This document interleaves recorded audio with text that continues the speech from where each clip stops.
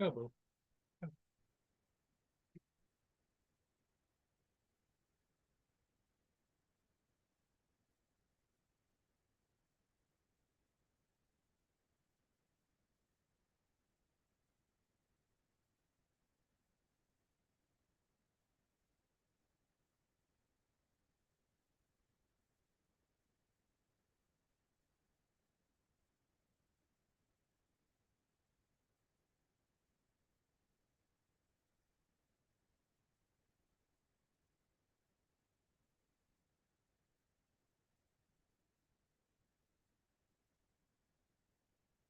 Good morning, East Coast.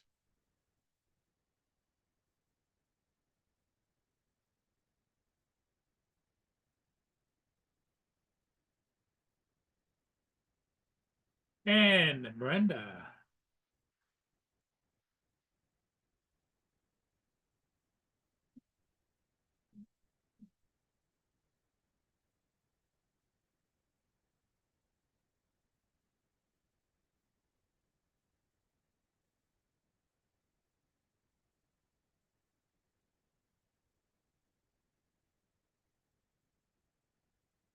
Jonathan, good morning.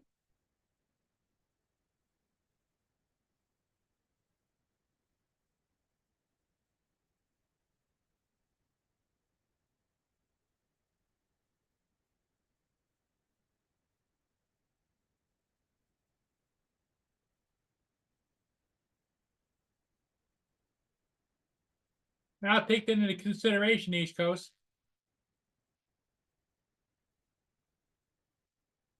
My specialty, of course, is orbiting the ships. So anyway, that's a thought.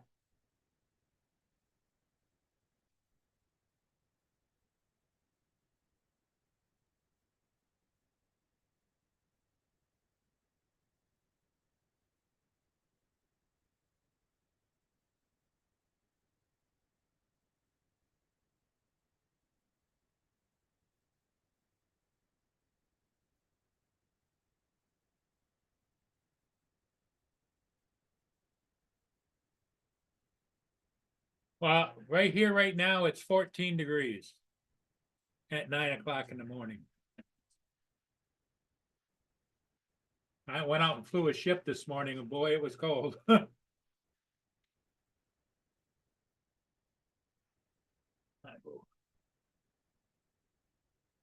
You've been out twice, cold, isn't it? Yeah.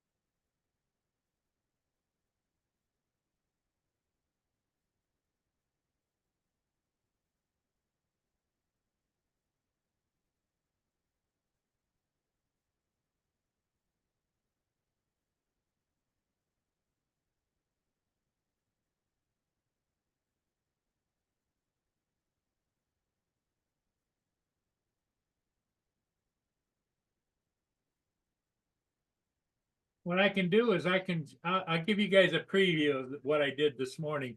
It hasn't been edited. It isn't no music with it. It's just straight video.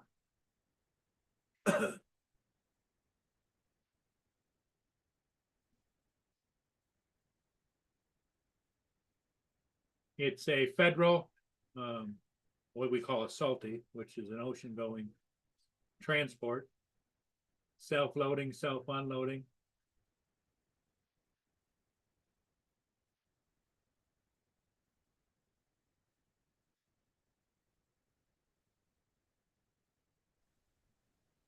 Morning, Paul.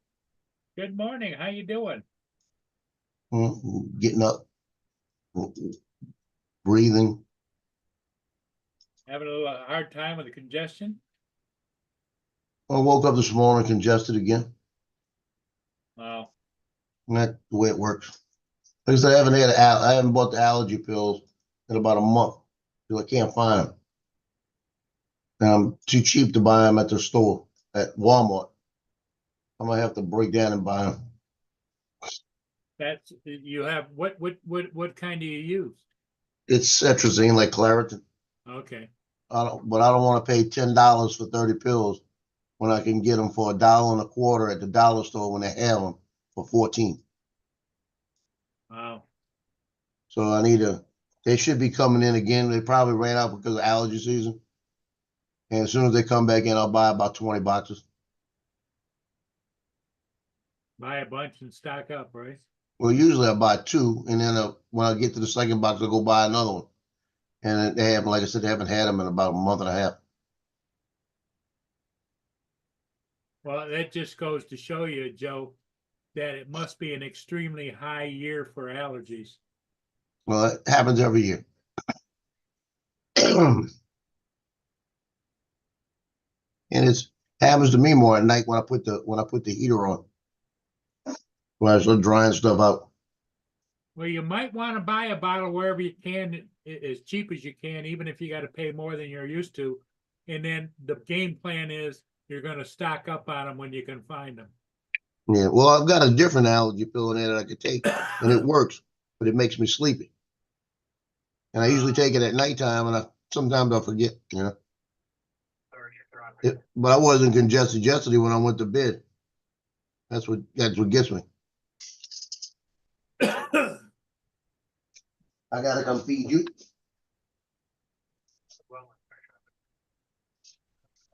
Yeah, there you go.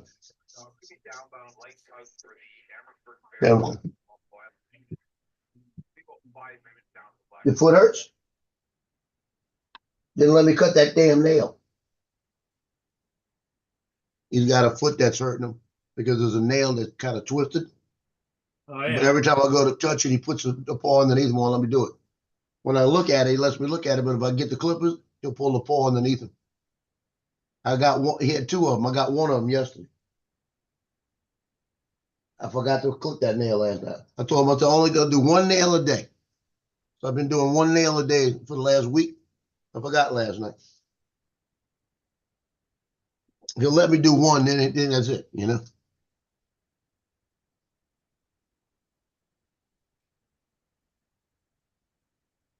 Well, that was my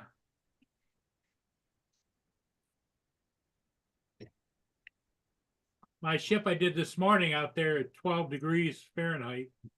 Well, so what are you saying? You got no sense. You know, in fact, I go out the door. Mia doesn't even want to go. She just shakes her head and looks at me. Mia's saying, go ahead and leave. I want to be home by myself. When I check the camera when I'm like down there, and she's sitting on the end of the couch looking out the door for me. Yeah.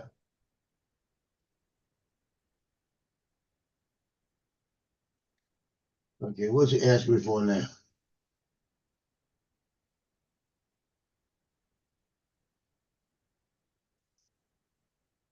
I got one of the coaches asking me a question. Let me see what the shit he wants.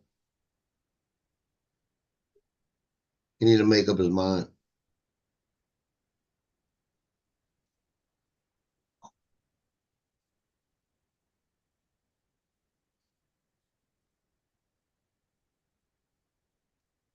He got some action shots he wants me to send him.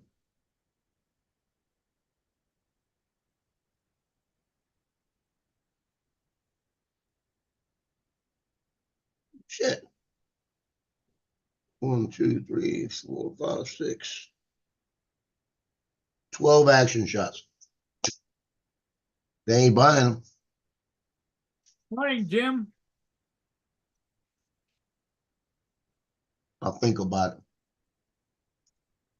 What's the big football game today? Is Army against who? Might be Army Navy.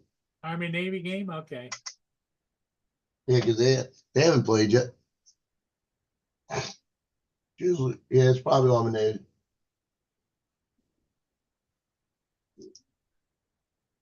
I know all the bigwigs are going to be there. In fact, the vice president-elect invited the guy that Must. had the subway incident, Oh yeah. to join them.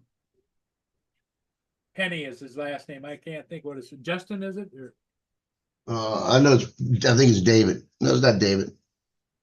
I know a David Penny. That's what I'm thinking. I know. I can't remember his first name.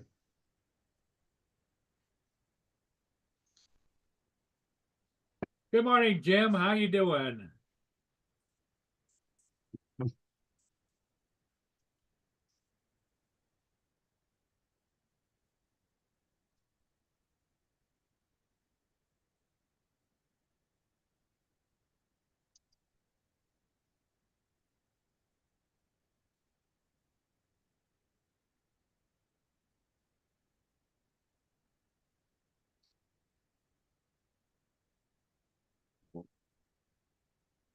So, yeah, I flew that this morning, and it was cold, but it wasn't windy, which is thank God. I mean, there was a little bit of a breeze, but not much. But it wasn't that driving cold breeze, you know. Yeah.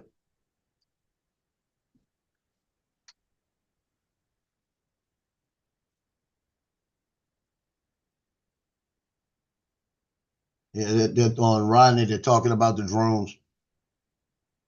They're saying now they're being seen all over the world. Yeah. People seeing things.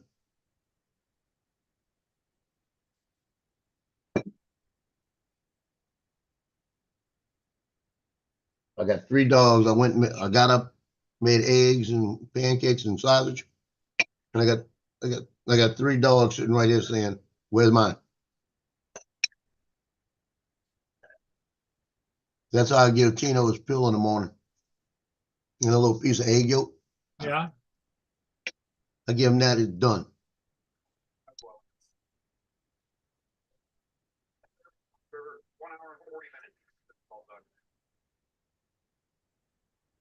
I got into it with the cheerleaders last night. You what? I got into it with the cheerleaders last night at Mandeville. Well, what happened? Well, they're a bunch of freaking idiots. It's like they sent about 14 cheerleaders out there to cheer, and they take up the whole lane.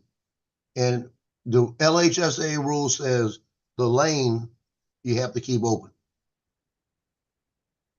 Back of the lane. It's got to be open. You can't interfere with anybody in it. You have to stay out of it, by the line. You got the 2 lines, you know, where they free throw and the lines come down. Those lines are like walls. I can't be inside the lane because I'm interfering with them playing. I could be on the edge of that line. I could be hugging that line, but I can't be over that line, right? So I always put my chair right down the edge.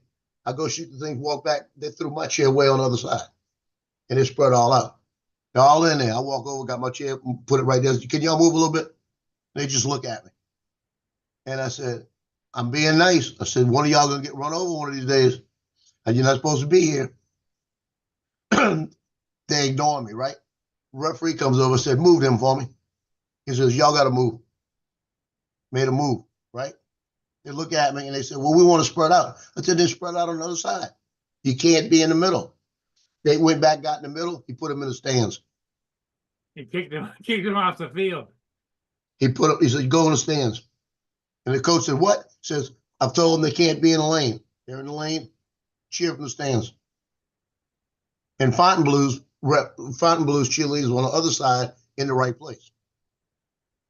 So they were pissed with me because I put them in the stands.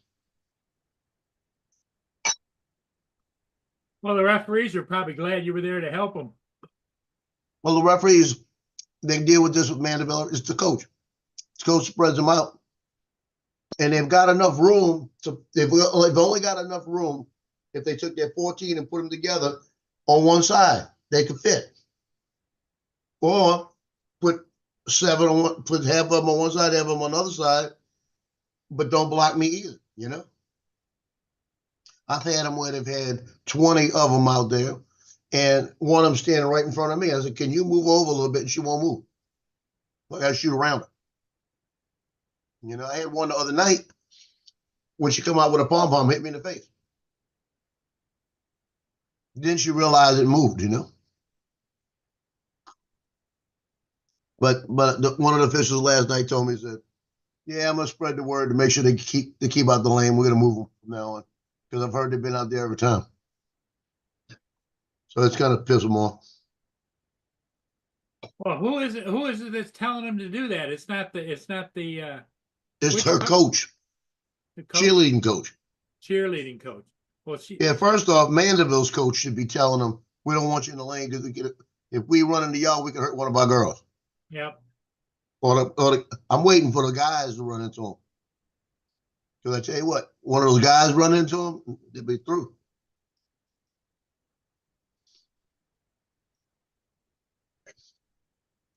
Did you have a chat with the Mandeville's cheerleading coach? Well, she got rude with me. She said, "What's the problem?" She says, "It's our school." I said, "It's LHSA rules saying they can't be in the lane. I can't be in the lane." And I said, "I've done this longer than y'all." That's all I'm trying to tell you. I said, "Because you're going to get one of your girls hurt, or you're going to get me hurt." I said, "Because somebody's going to dodge somebody and run into me." I said, then we're going to have a problem. But she just walked. That's how they are. It's like they've won national champions for 2 years in a row. So they're all above everybody.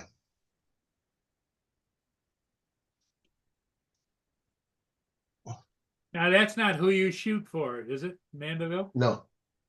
Yeah, Mandeville. That's a school. Same school. Well, But you they got just a lot of pull at Mandeville. You should put the word out. the principal says it's their school. Like that. But the principal's got to realize, but the principal also says they can be spread out, but they can't be in a lane. But he wasn't there last night. You see? And the vice principal that was there, she don't have a clue. But he turned around and told them, "I told y'all to get out the lane. Now y'all gotta cheer from the stands." And that's not the first time they put them in the stands. I mean, they got a couple of officials out there. They'll walk out and tell them right before the game starts, "You need to be out this lane. I catch you. You're going to the stands." And I mean, because the officials are trying to protect the players. Because I've actually had one official. He looks at me. I'm hugging that line because it just makes for better pictures. And he'll look over at me and he'll go, and I'll move over a little bit and he'll look back at me and go. So I'll move over a little bit, and then he'll look back at me a little while later and he'll go, and I'll go, and he'll go like that, and I'll say no. Then he'll come down and say, "Why are you not moving?" I said, "Because you're gonna get me hurt. Because you get me in the angles they're running." I've been run over one time because he moved me. What's up, Dre? Hey. Now, I just want to clarify how the story probably went down. That she probably told Joe in a very stern voice, "Sir, you need to stay in your lane. Let me handle my job." I told him to get out my lane. That's what I told him. He said, "You just go over and take your little pictures. You stay out of my lane, and we'll be good." You see, but I know better. I'm not the one with the power there. It's the three officials.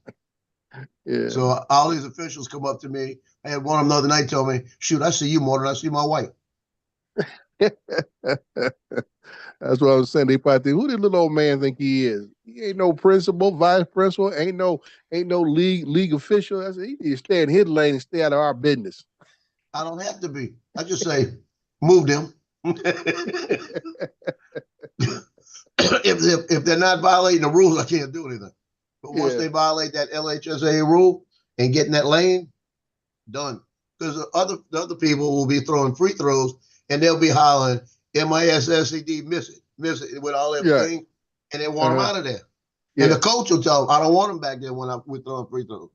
Yeah, I mean, I'm not saying you're wrong, but I know how some of these younger educators think they rule the roost, and can't nobody tell them nothing. Oh, you got a point there. Like then as cheerleader coach, she still wishes she was a cheerleader.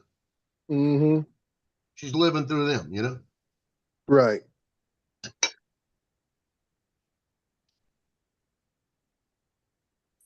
Well, the old principal was harder than that. Old principal wouldn't even listen to me and he was a cool guy. Yeah. But when I asked him one time, I said, "Can you make them move a little bit?" Because they had like 25 of them or 26 of them there one night, and he said, "They're school. You got to shoot around them." Mm-hmm. And that was the night that they were all in the lane. And Right. I looked at one of the officials and he goes, "Gotcha." And he went over and moved them. Mm-hmm. But shoot, the officials love me. Because last night, let me show you. Let me find it. Some of the officials love me. Let's put it that way. you got some of them you got to just be careful with, you know. Mm-hmm. Like those Find out football what I ones do. that was the football ones that trying to kick you out the stadium. I don't know where the hell this guy was from. They said he was a Catholic league out of New Orleans. Uh-huh. He told me, "You got to." He said, "Move your ass behind that line." I said, "What, you talking to me?" Oh no, we don't talk that way. You know. That's Yeah. why I said we don't talk to people that way around here. And he told me, "I told you move your ass behind that line." I said, "I'm behind the line. I'm supposed to be." He said, "You're gone." I said, "No, I'm not." I said, "Oh Oh hell man. no." I said, "There's no voice. It's a JV game, dude. Mm. Give you a rope, you want to be a cowboy." You There know? you go. It's a JV game was probably nobody's there and stuff, and you're gonna try to tell me I need to stay Well, behind the line. even the St. Paul fans were saying, "Leave him alone. Leave him alone," Mm-hmm. because they seen me out there for 16 years. Yeah. Yeah. You know, shooting Mandeville and St. Paul and all them. So I've Right. been a fixture on those fields here in St. Tammany for 16 years. You find this picture last night. This is why they love me. I walked up to one of the officials last night at halftime, the first game, and I said, "This is the best picture of the game so far."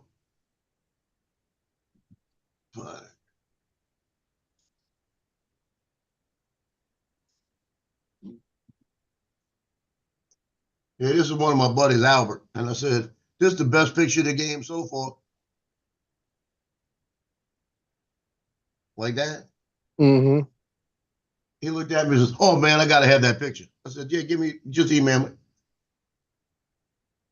But he's off the ground. If you look at him, he's throwing, Yes. he's off the ground Yeah. and everything. He says, "Oh man, I gotta have that picture." So I sent it to him, you know. Yeah. But that's how you stay tight. I got another one that the two shots I got of him look like you're looking at the girl's butt.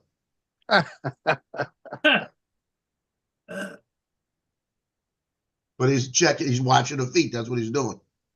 You know, Right. making sure he's not that she's not shifting him a little bit. Mm-hmm. And then we got one girl, one of the new girls, Cameron. She hey, that's not my power 100,000. Hey, did that show up yesterday? Oh hell no! It's still on You the truck got from yesterday. It ain't even. it's been on the truck for 3 days. It's been on the truck 4 days, all week. 4 Been on the days. truck for 4 days, and they can't manage to hit your address, huh? And he even I don't talks think they to know where where. the trucks are. That's just I haven't seen. I've seen. ridiculous. Well, I had a truck show up yesterday. It was a different driver, not the guy that's supposed to have the thing. I asked him about it, and he looked at it and he says, "Yeah, I don't understand." He said, "I'm telling you, it's in a warehouse somewhere."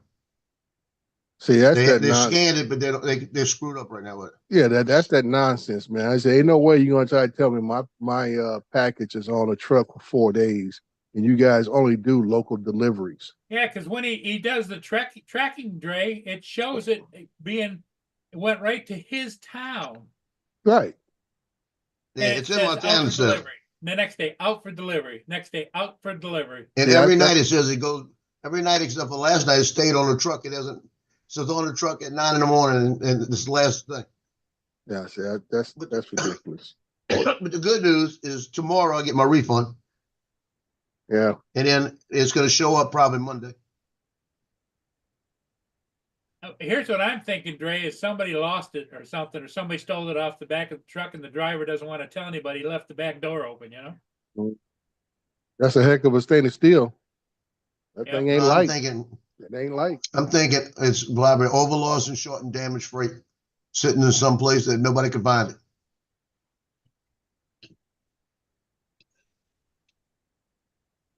Well, I don't understand. Sure doesn't instill any confidence in FedEx, does it?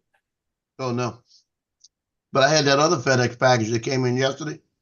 My updated Trump cup. It's got all the results from the election on it now. Yeah. So it tells you all that. And the news saying it says Buck fight, and it says, I do not like your mental haze. I do not like your leftist ways. I do not like your replacement either. In November, we will beat her. And then it's got I voted on it. A little I voted sticker from Louisiana. Can't see it. Like that. And then it's got all of the results from the election of everything with the popular vote and everything on it. And I made one for a couple of the relatives that don't like Trump.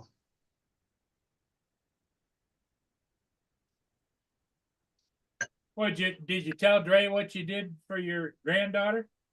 Because his daughter was a Camilla supporter.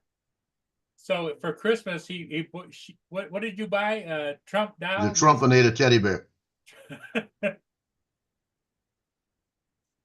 He can't wait to give it to her. How was the granddaughter? Yeah, she's like it's a toddler still. Almost She's like two. what? 2? Yeah. She's almost It's a toddler. 2. Yeah.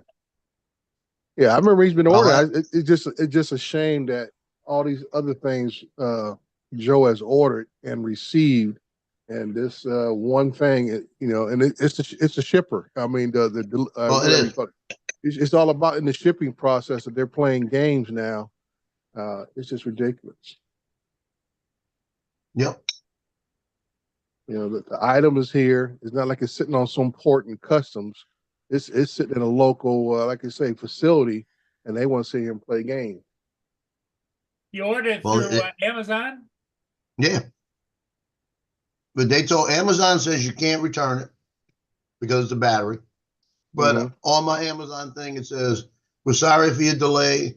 It's estimated by the 14th, like this. If you do not receive it on the 14th, by the 14th, the 15th, we will issue you a refund. Yeah. Well, like I said, when they giving you updates, whoever the delivery service is are telling you they have it in their possession. They tell you when they put it on the truck and they can't manage to get it to you within 24 hours once it reaches that facility and it's supposed to be on a truck, there is something to miss. Well, I guarantee you, because like I said, my dad worked for Saia Motor Freight Lines. And his last about 8 years with the company, when he had epilepsy, that happened later in years. So he couldn't really go out and do what he used to do. So what happened was they moved him into the office, and he ran the overshort and damaged freight department. Right. And I used to work for him sometimes in the summer. I told you, it wasn't my choice.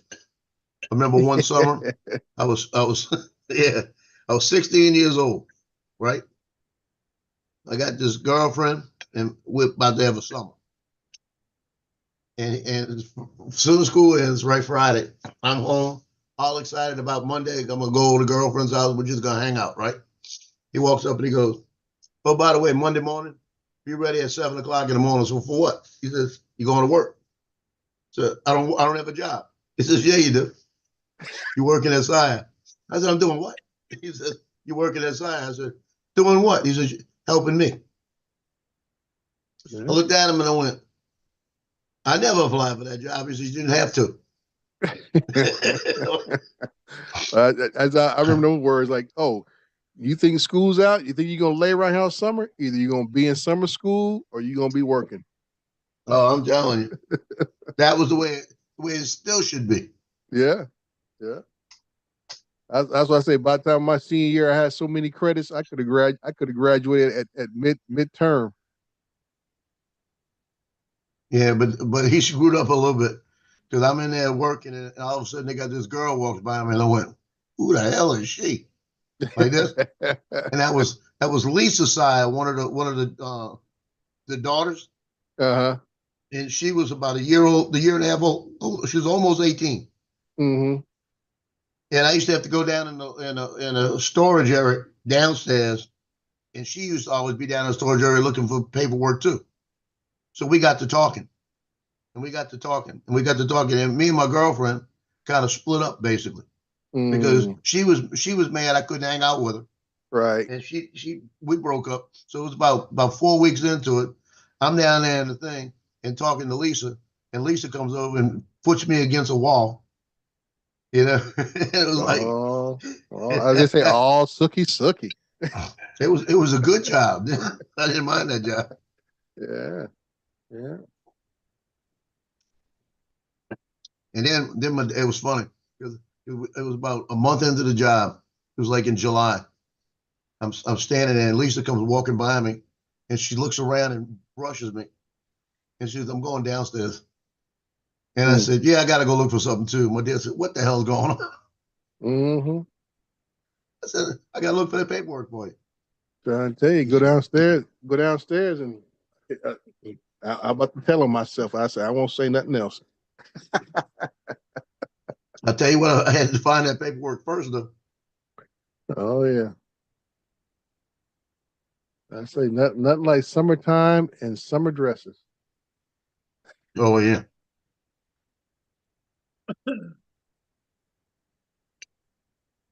Oh, I see Paul got that. Is that the Boston cream pie or is that the mud Yeah.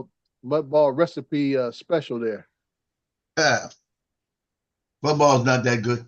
Boston. No, I'm just saying that what he said though, it makes sense. I even told my wife about that. Yeah, go buy some Hawaiian rolls, cut up, slide them open, and stuff some vanilla pudding inside, and dip them in chocolate. Yeah, I thought about that the other day. And I said that if that don't put you into a little sugar coma in the morning, nothing else will.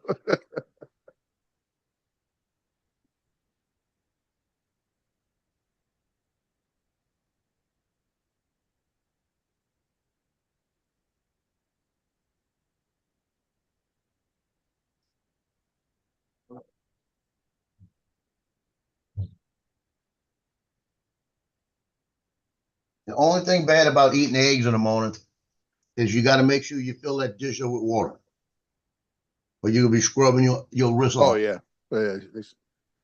I remember one time I was an officer. I just transferred over from Long Beach PD to Fontana PD, and Long Beach, I'll tell you, we were feared as officers. Nobody screwed with us. You would not dare try to mess with our equipment, vehicle, all that kind of stuff. I got to Fontana. I was on a call. I come out and I see this egg on my windshield. I was upset. Oh yeah. I said, and not the fact that there's egg on my windshield. I said, how dare they disrespect, my vehicle, my equipment.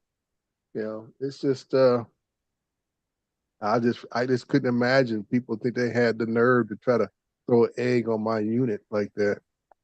Yeah, but that's Like the I say, hardest thing to get off an automobile. Yeah, like I said, I had to take it straight to a car wash and then get it off because I know it'll stick on there and it will stink.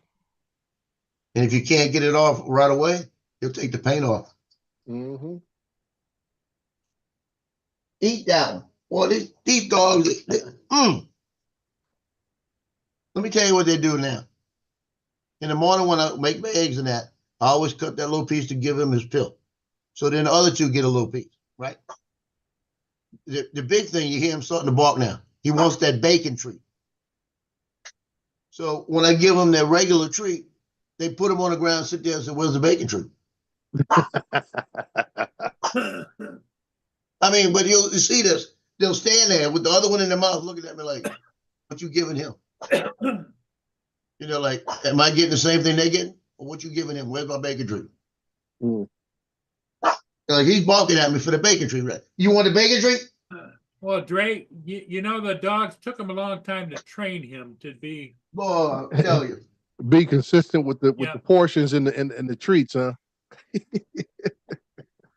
That sounds like Mark's dog always barking at him when he's trying to eat. The dog think it's supposed to eat. Yep.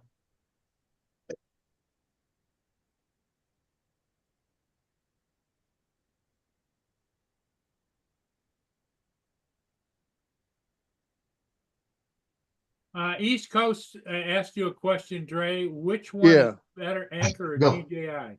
Yeah, I'm responding to him right now. Is that the Power 100,000 or whatever? Yeah, Better specs on the DJI. yeah. That's why I was just typing that in right now. I mean, I really can't. I've never owned the Anchor, so it's hard to say which one is actually better. You get them both here and put them both through the same type of activities testing, whatever you want to call it. But like I say, according to the specs, the one thing I look at the DJI, according to the specs, you're supposed to be able to recharge it way more often, and way more many times than the Anchor, the Echo Flow, and whoever else is out there, Blue I Eddy. don't know what's that. That's where the DJI has really stepped up the, I say, raised the bar for everybody else in the industry. But here we go again. We talk about things happening at ports. Each one of these companies, all of them are in China. So what's going to start happening when people, and I say we have natural disasters on a yearly basis somewhere in America. Something happens, and people are realizing that they can't depend upon the local utility companies to be, to get their grid up or the gas on and whatever else in a timely manner that they may need it. So now you're talking about losing food and other things that you may have in your household, or be able to survive without the electricity and gas and water and stuff. So these things are going to start becoming a lot more popular because they're making them better. I mean, everybody can't afford a Generac, to go through on the side of the house. Right. A lot of folks don't want to have, like you have, Paul, a gas one or diesel one because of the noise and all that kind of stuff that goes with that. So I see these battery banks being just like I say, especially when you hook them to solar. The next thing is going to be is like I got panels on my roof. So the thing is here, just get somebody to create me a extension plug off of the converter box, so I can plug this power bank in and get those 36 panels on my roof to keep that sucker charged, and I can keep charging what I need in the house. Right. So I mean, that's just how we're going to think, to say, okay, I've already put an investment on my roof, and now I'm doing this, and then people are going to think environmentally more nowadays. Says I'm not burning fuel, causing noise. This thing works and nobody knows it, and I'm saving my freezer worth of food and refrigerator. I'm running a fan in the middle of summer, because that's always the big thing, is the after effects of what happens to people when the storm leaves. How much damage do we have? How much we got to wait for the grid to come back up, and all these other things that we're so used to having in our lives that Right. that allows us to live our lives, I should say. So yeah, that's I think this is going to be one of those things that just about everybody you're going to start talking to is going to say, yeah, I went there and bought one, especially at the prices now. Like I say, when you got that generator you got, it was probably over $1,000 easy. Then when them Generac things cost about $4,000 to $8,000 to have one of those things put on the side of the house.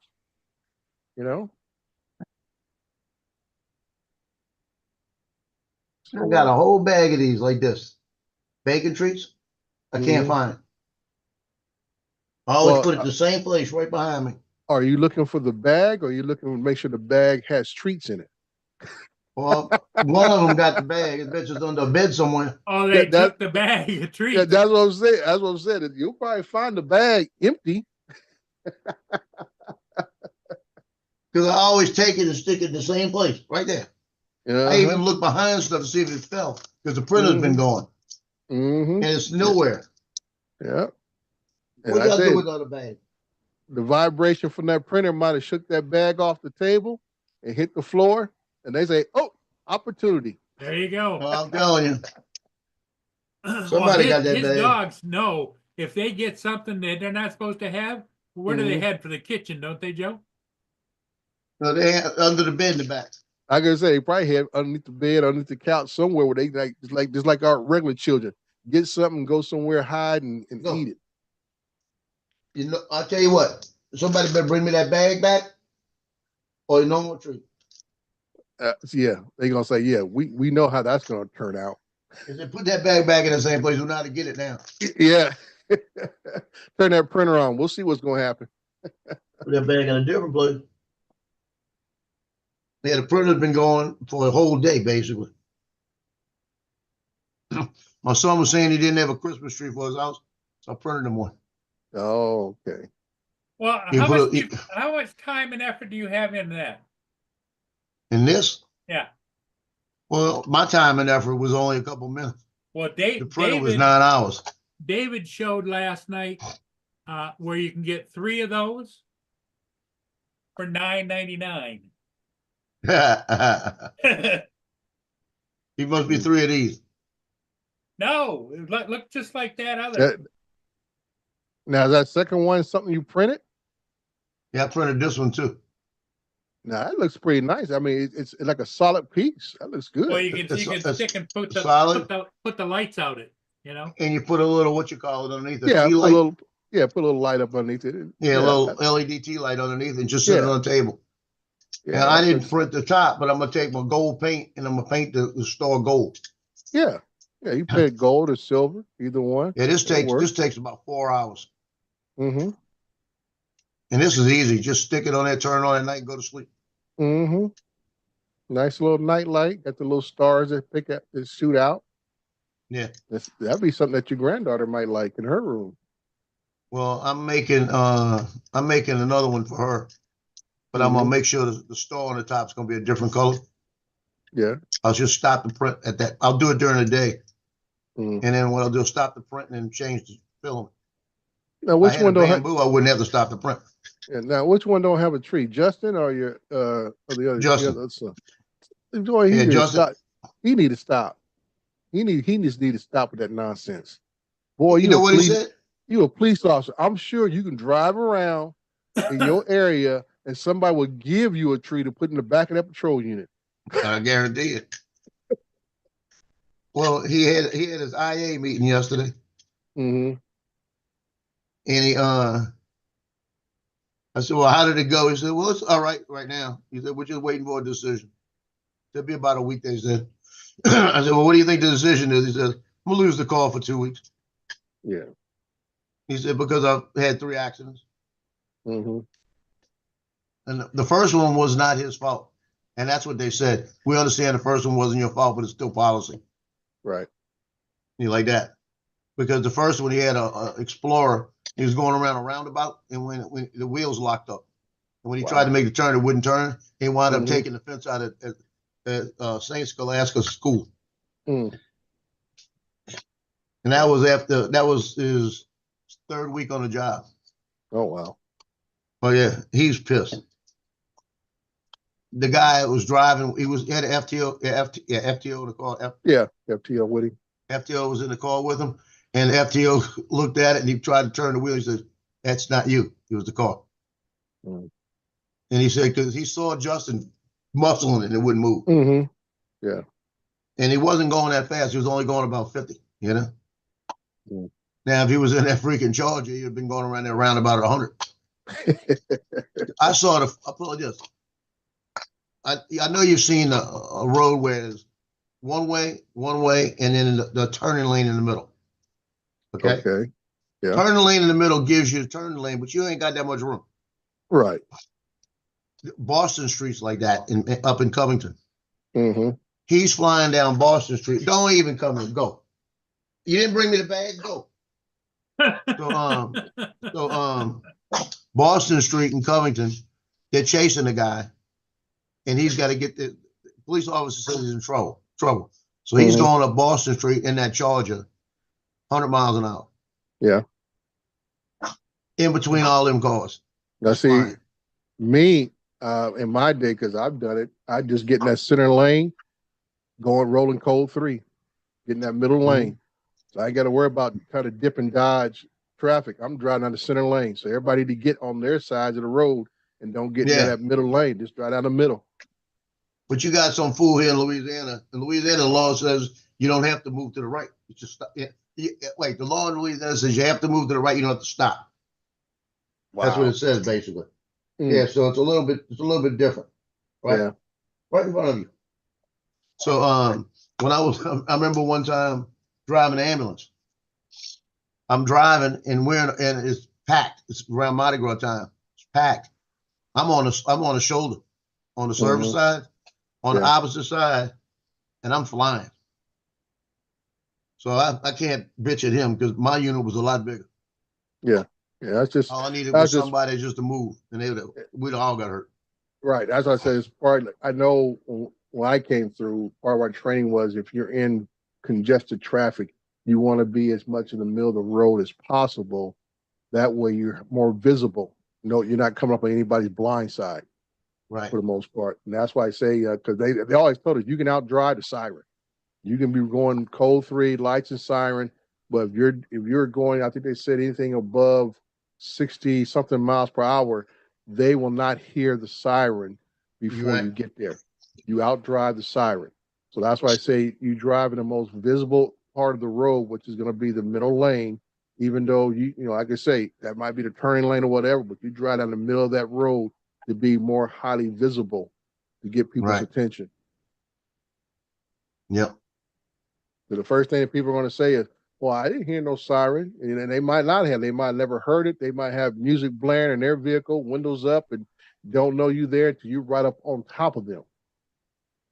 The only way you hear a siren all the time is if you've been there.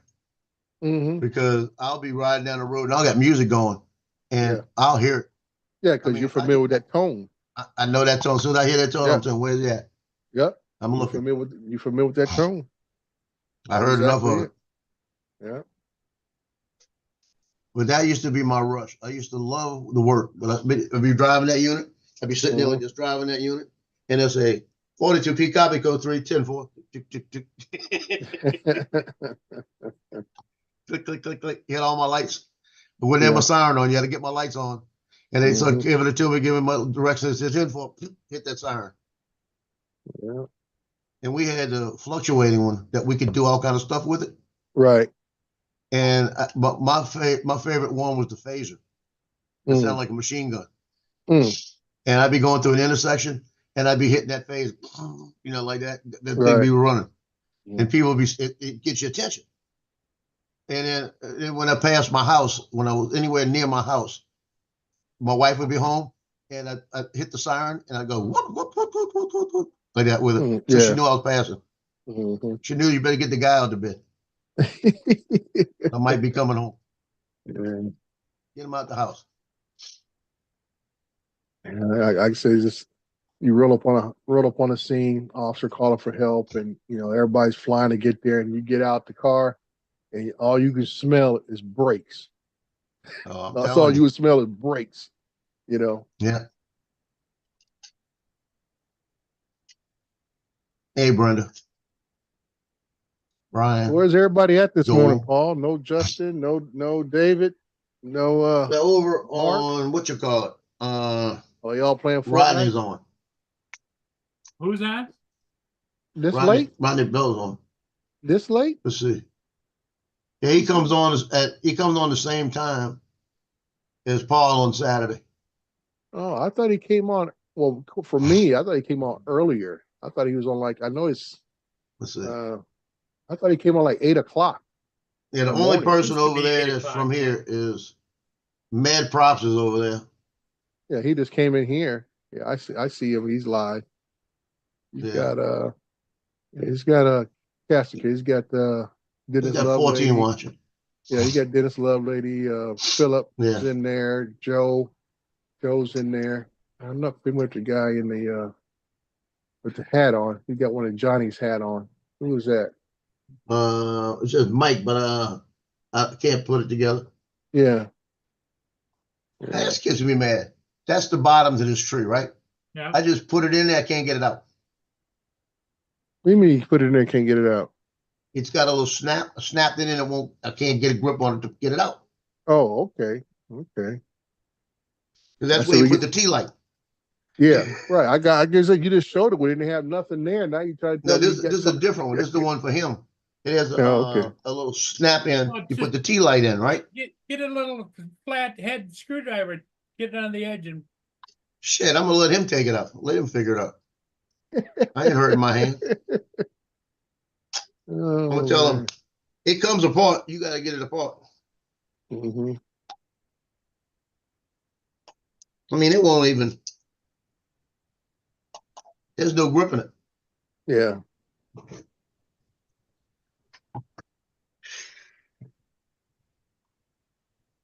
Oh boy. When in doubt. When in doubt. See if that works. Jim says, you guys are all talking dog treats. He's getting hungry. Mhm. Yeah.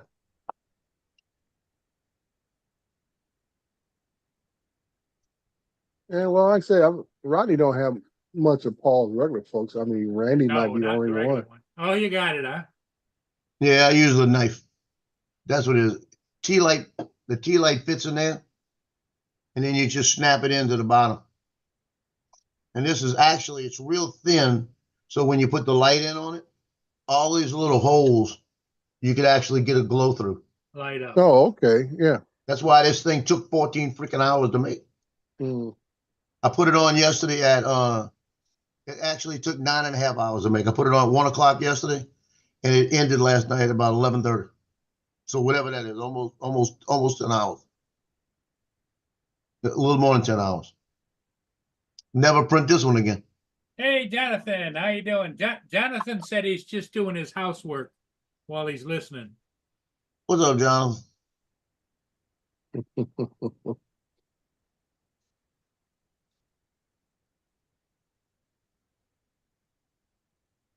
So Yeah, it's what? one of those things where it's just tight. You gotta. So what? Your power unit is supposed to be delivered today. Is that what it said?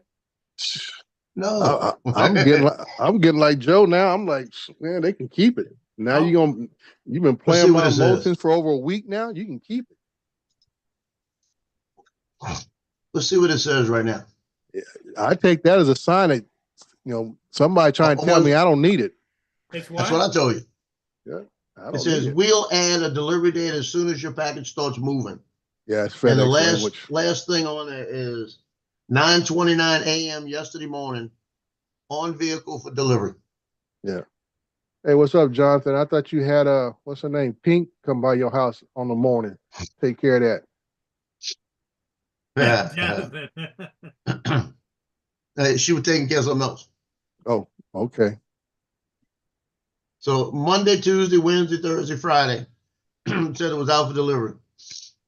Yeah, And I like I see. said, Now, the last thing that Amazon says now expected by the 14th. yeah, I see. Now y'all can keep that. I'll tell FedEx, do not deliver. He tried doing that.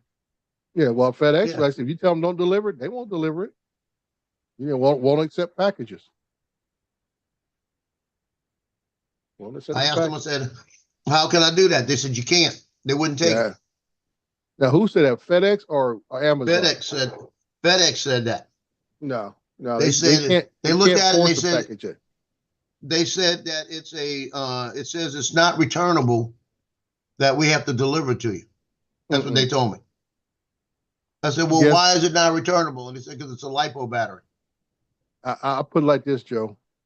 Just say they can't find your address. What do they do then? They don't drop it on the side of the road. So they No, gonna They found my return it. address. Call it and sell it. There's a bunch of stuff, They dropped the cups off yesterday. They don't know where I live. Yeah. I'm just saying, if they can't find your address, they have to take it back. Simple as that. You can't have a policy and talking about, oh, we can't take it back because of bad. If you can't find the address, you take it back. It's the wrong time of year to buy that thing. I mean, yeah. You know, all right. That just means I saved $400. Yeah. Because I tell you, even if it shows up today, I'm gonna say I don't want it because I'm not going anywhere. I got my camera on live view, so if he starts walking up, I'll see him. Yeah, that's I'll what I say, do. stop, I know I got. take it back. Yeah, when I got something high value or a large box coming, I just leave my camera on my phone on all day. That sucker shows up. And I have to, because like the other night I had a item come in, large item. And I hate when they talk about end of the day, because I'm always the end of the day. Yeah. You know, I'm sitting here, you know, and there's always those days I feel sleepy. I'm ready to go get into bed. And I'm sitting waiting for this package to show up. I mean, the other night, they said, oh, it'll be here by the end of the day, 9 o'clock, 9 p.m. I'm like, okay, let me sit here and wait. And I'm waiting. It's like 9:15. I say, hey, I'm going to bed. That sucker showed up at 9:27 on my Yep. camera. And I'm like, I was like, man. I said, y'all need to quit this mess. Get Yeah, that tired of pissed me it. off. And the only thing what really ticks me off, I can see if I live way away from the facility and stuff like that, no matter what shipper. I have a UPS facility right here in my city. I have a large FedEx facility no more than 5 miles down the road from me. I got 5 Amazon facilities in my city. And I always laugh when I see the thing go from a location in my city, they drive it up to the high desert to Victorville, and then put it out for delivery back into my city again. I Right. said, you fools pass me up going up the Cahoon Pass and stuff. And they got to come right back down to drop it off my house, and then you'll wait till 9 o'clock at night to do it. Yeah, I've had that happen with mail. Yeah. Where it's going to St. Rose, Louisiana, which is about 20 miles west of New Orleans. And it'll go there to a distribution center. Then it'll go back to New Orleans. Then it'll wind up back in St. Rose. Yeah. Then it'll come to Covington. And then Covington, it waits, and then it goes to Mandeville. And that's a 4-day process. Yeah. And it was in New Orleans. Why didn't it come straight to me? Yeah. I was like, and they talk about inefficiencies and, you know, and they talk about, I said, dude, we see the inefficiencies right there when we try to track stuff. That's government waste. Government waste, corporate waste. I mean, Amazon does it, FedEx does it. All of them do it. I'm like, dude, you know, usually FedEx, I don't know if there's the delivery facilities in Bloomington, California, which is 15 minutes from my house and stuff. Just south of 10 freeway, Bloomington. Same thing. It would be more efficient for me if they just sent me a text message or email said, Mr. Crawford, you want to come pick it up? You probably get there anytime you want it. Yeah. You know, I said, no problem. I'll be there in about 20 minutes tops. Well, that's what I told them too. I said, it's been coming to your facility right there in Covington. I said, well, so why can't you hold it and not just come get it? Yeah. My thing is after about 2 days, that's where I'm at. I'm like, you know what? Just hold it there facility. I'll come by and pick it up myself. Well, I told them that. And they said, well, it's already on the truck and it's out. I said, well, it says it's out for delivery. I said, put a note in there. If it doesn't get to me today, to go ahead and keep it at the facility. Right. Next morning, it says on a truck. So I called them back. I said, I thought y'all were going to hold it for me. Well, somebody stuck it on a truck. I said, well, then get the truck here. You know?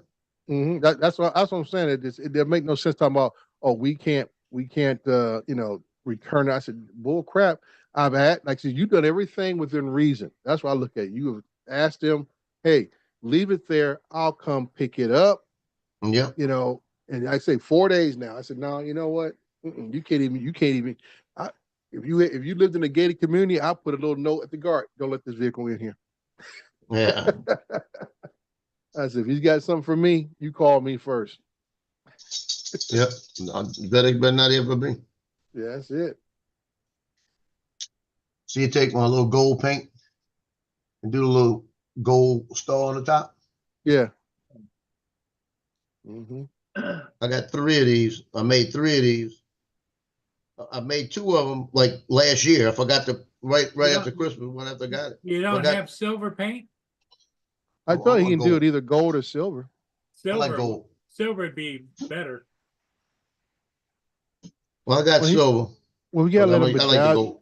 Give him a chance to bedazzle it, Paul. He'll put the gold on there. He's got to get a little glitter to go on the paint to dry and stuff. This is a no glitter hole right here. Glitter is a lens killer. Yeah. No matter where you use the glitter at. Yeah. 3 months later, you take your lens out. It's never been out for 3 months. You got glitter on it. I think your glitters be going to the strip club. Hey, Dre, what's your thoughts on this drone epidemic? What's that? No, I'm trying my best not to pay much attention to it because it just, like I say, it is totally getting out of control with all the comments, and then you have elected officials making even more ridiculous comments and everything else, and everybody's claiming to be an expert but don't know nothing. Yep. So I try not to give it any of my time at all because I feel Well, it's a big they're waste of time. reporting this morning that Trump said that the government knows what's going on, and if they don't, shoot the damn things down. Yeah, well, I can say, what is the purpose of shooting it down? That's my whole thing. What is the purpose of shooting it down? Because now you're doing a reckless act that could Yeah. have even more consequences. Because, like I said, those bullets don't stay in the sky; they come 14 down. code US 31, US 3 maybe it is. Yeah. It's a threat to aircraft. Well, Yeah, the well, thing- this is not so much threat of aircraft. I mean, those bullets do come down. well, if you want to capture one and study it and see where it's coming from, I would think you just put a net underneath the helicopter and just go up and grab it. Well, that's just my whole point. You force it down with other aircraft Yep. when something like I haven't. My thing is that's why I don't give it much air. Is that I haven't seen a logical plan or even a statement from anybody stating that we're going to deploy air defense systems, other aircraft to force one of these objects or whatever to land or whatever, which we know we were capable of doing such things. Like I said, I've heard nobody say they're going to break out aeroscope. If it is an actual drone, aeroscope will bring it down. Yep. Okay. If it is a drone, if it's a manned aircraft, you have other aircraft that can force it down. You have air traffic control. If it's on somebody's radar, they can communicate with it. Like I said, let's identify what's what instead of making all these outlandish Yes. claims about who's doing this, what's doing this, and everything. I said, it's almost like we're back in, I would say, 1899, where airplanes are brand new and we have no clue what it is. I Right. said, this is 2024. We have all the sophistication tools to identify anything that flies in the sky. We can identify a bird flock in the sky compared to what a plane is in the sky. But all of a sudden now somebody has a magical, and we don't even know if it's a drone. Everybody's just assuming it's a drone, which it could be a manned aircraft. Yep. So that's what I'm saying. It's All these 18 different things that we have at our at our hands, at our disposal, and we're not using none of them to identify what we're actually Yep. seeing. And that's That's the it right problem. there. 18 US code 32. Yeah. And that is the problem I have right there. I have not heard a reasonable approach to what is going on, which would basically squelch all this nonsense of all these different statements. And I say, especially from elected officials. I said, it's just ridiculous when you got elected officials talking about, oh, it's a mothership off the coast of East Coast. I said, well, think we can find the mothership if that is the case? Got to be a decent sized ship. They have all these different drones flying off of it. Like Nick said, my son, he said they just had a mile come back right through that area. If there would have been a ship out there launching Right. drones, they would have identified it. They said they would have surrounded and figured it out. That's my whole point. As I tell people, I said, there's nothing that comes between England and the U.S. East Coast without us knowing about it. I'm telling you. We have tracking stations in England, in Iceland, in Greenland, and off the coast of Newfoundland. We have tracking stations. And I Yep. said, nothing's going to cross the Atlantic Ocean unless you coming out of Africa and scoot up along the South American coast, and then you ease your way past the Caribbean. And I said, we missed everything that is in place off one of those Caribbean islands that we have tracking stations on down there, because we always got to keep an eye on Cuba. We have tracking stations in Florida. You think we would have known something was coming up to the East Coast? So I'm like, let's just use common sense of all the capabilities that we have as a nation to watch everything that comes within our area. And everybody come with these outlandish comments. It's just ridiculous. Well, on Instagram last night, they got some good old boy saying it's on now, and there's a plane flying. You can see it's a plane. and he's Mhm. shooting at it. Yeah. See. It's on now. When he hits that plane, now they had a plane crash in Philadelphia, and right outside of Philadelphia the other day.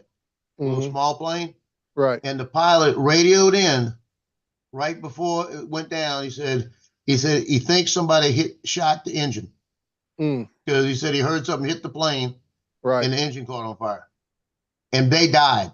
Both of them died in the Wow. crash. See. So they're That's what. investigating it. Yeah, and like I say, that's the one aspect of it that you're shooting at somebody you don't know. My whole thing is when that bullet decides that it's reached it's a point of velocity, and it starts It's to coming come back back. down. It's coming back down, and you can kill somebody a couple miles away, and never know what's going on. I don't know if you heard the story. I was like 15 years old, and I used to work at a little grocery store and I'd help a guy out at a pet store right down the street. So we went over to him and we were working with him. It was right before Christmas time, and everybody's shooting fireworks and everything else because it get close to New Year's.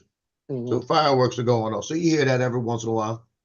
So we went to me and a buddy of mine. We go to the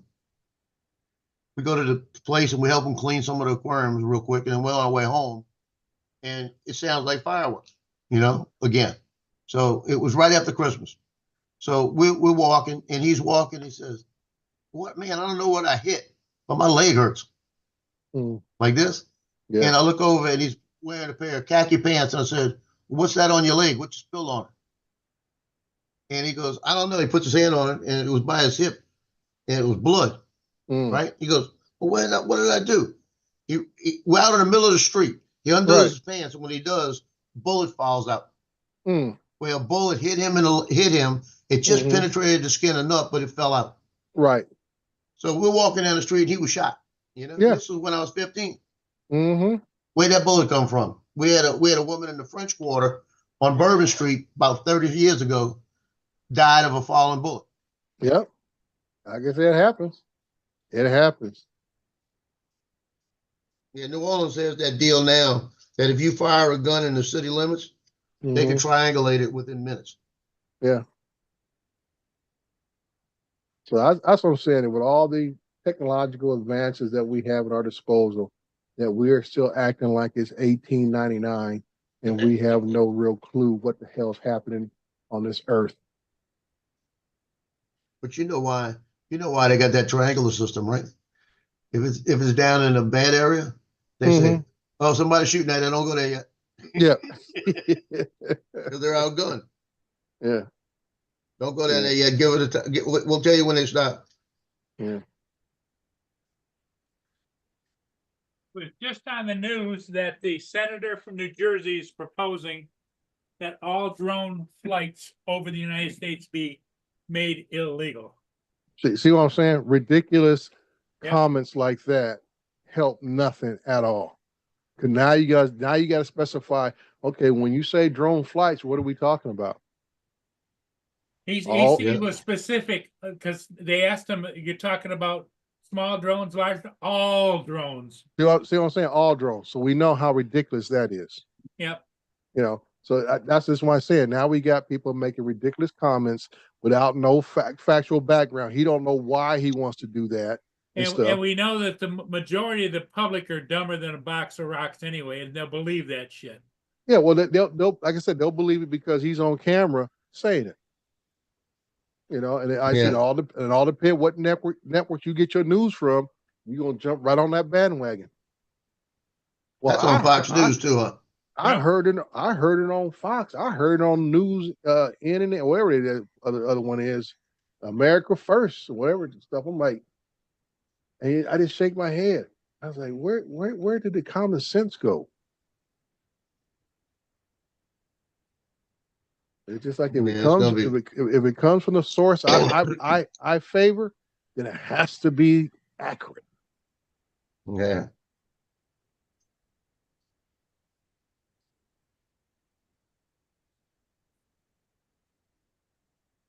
And they're talking about the same thing over right. I can't hear them, but I'm looking at the chat, And somebody said that they had one fly over Vermont as big as a car. Yeah. Now there Yeah, are some oh, drones. that There only are some means it drones was that a, big. it It's only means that was a agriculture drone. Cessna. Well, I said it could be a Cessna. I said we do have drones that size. I mean, DJI has that. What's that thing? Ag drones. The They ag are drone. huge. They are huge. It takes like 2 or 3 guys just to deploy one.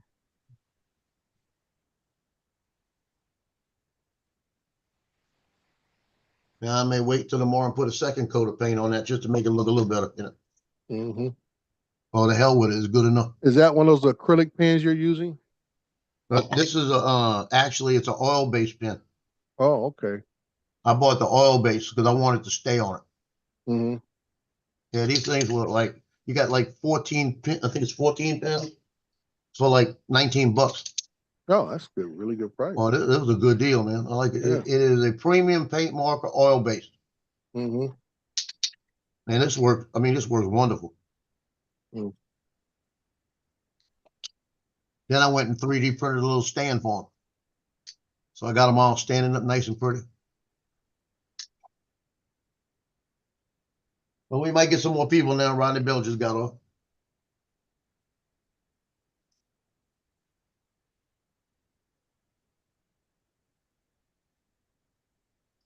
Now they got on the news, they got a former CIA intelligence officer that's saying that the United States has no air defense anymore. We don't know what's going on in the air.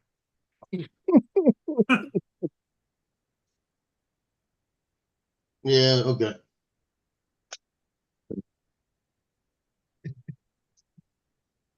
Like I say, but like I said, here you got somebody who has what we would think has a what we call qualified title or has had a qualified title one time, and you get up and say something ridiculous like that. Yeah. Just because you got a qualified title doesn't mean you're not stupid. That's what I hope. That's the whole point. That just brings that theory into play. It's like there's a lot of stupid folks with important titles. Yeah, he actually, the other statement that he made was, our air defense system is substandard. Compared to who? Yeah. That's why I said compared to who? What to what? Compared to Cuba's, compared to Bolivia, compared to Russia, Yeah, maybe compared Cuba. to Saudi Arabia. I said, if ours is substandard, I can imagine what anybody else got because most everybody else is using our equipment. Yep. I put it like this. I had defense system doing pretty good in Israel. Yeah, that's what I said. And like I said, where they get it from? Where they get all that stuff from, Joe? It working pretty good in Israel. Huh? Mm-hmm. Where they get all that equipment from? Yeah, I'll tell you what, I'm gonna start watching this thing today. And when these guys come on and say maybe they need to shoot them down, I'm gonna find out their name and send them I'm gonna send them that code on X and say, read this, yeah, asshole. It's real. What's happening is it's hysteria right now. Yeah, that's all it and is. It needs to stop. It truly does. Otherwise, shoot them down. Good morning, Don. Donald J. Trump, even him is messing that one up. He did not need to say that because now you're gonna have some MAGA guys want to shoot it down. Mm-hmm. You know, and I'm like I said, I'm not defending him on that one.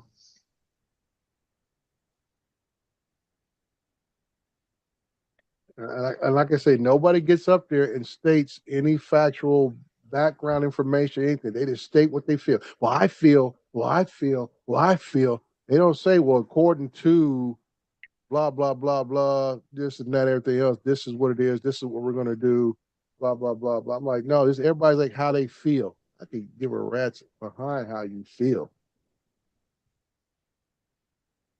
Well, another, the White House just reported that somebody that's supposed to be knows what's going on says that these drones possibly could be just the toy drones that you can buy at a convenience store.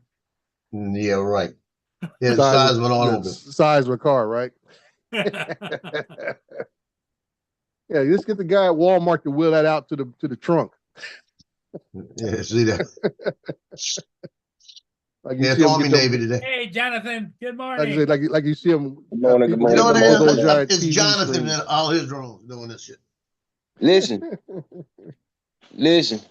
I don't know if y'all, well, I know that y'all remember because we're not only drone pilots, but we're YouTubers, right? I want to say maybe a year or two ago, if you kept your eye on YouTube, you seen that they were making drones that literally went from islands to islands. They made drone cabs. Hell, I seen drone motorcycles, right? Yeah, Now, yeah. now we're talking. Now we're talking. This was a year or two ago Mm-hmm. that they literally made these. They were up for sale. They had price tags on them. Mm-hmm.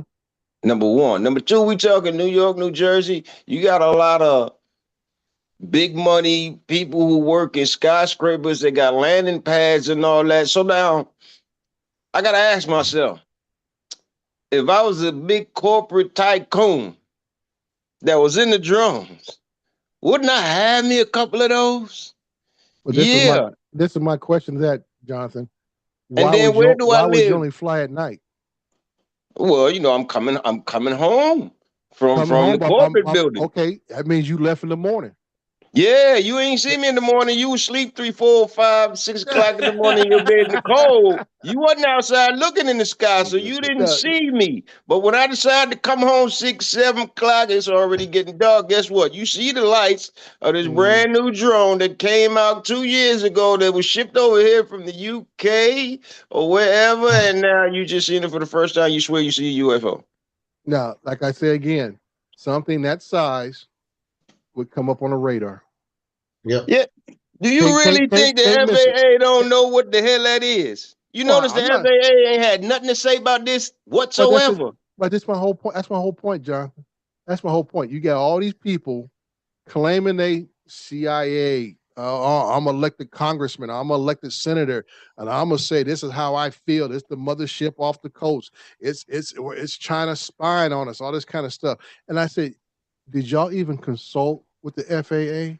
Did y'all even consult with the DOD? Did you even Right. consult? All this time, all the Did talking any? going on, the FAA ain't said a word. I said, and I asked people. I said, did anybody even call the ATC of that area to ask if they saw anything on their radar to verify anything that was on at appropriate time, date that everybody's claiming they saw this?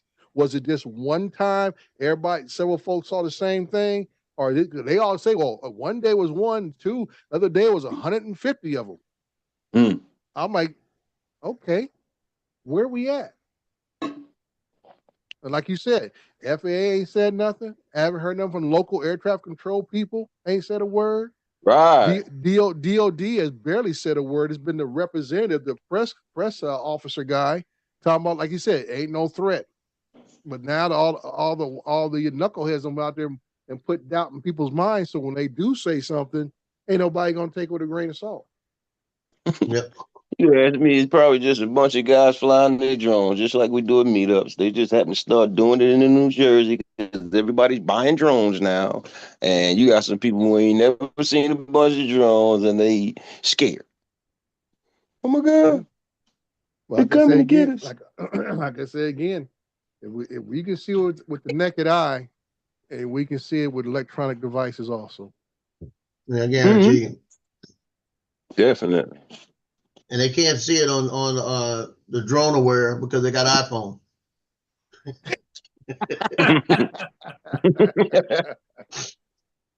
Yeah, so that's why I say. I mean, I have really, I haven't even, like, usually on my days off, I don't watch the news that much. And I was off yesterday. You know, I'll be off this weekend. I don't watch much because I consume too much news during the week at work. I could, and at home because of my position, I'm always got a news channel on my computer, either be a radio station or YouTube, CBS News, whatever, or CNN, Right. whoever on YouTube. I get news coming all the time. So when something breaks, I'm on it just in case it does impact my area. And it's not just for me, it's because of my position in my city. I need to be able to shoot out, make a phone call, shoot out an email, make a phone call to the appropriate people that says, hey, we may be impacted by yada yada yada yada. Right. What's going to, well, I don't have to make that decision. You know, the city manager makes those decisions and stuff, just to say, okay, you guys have been informed. This is what's already out there.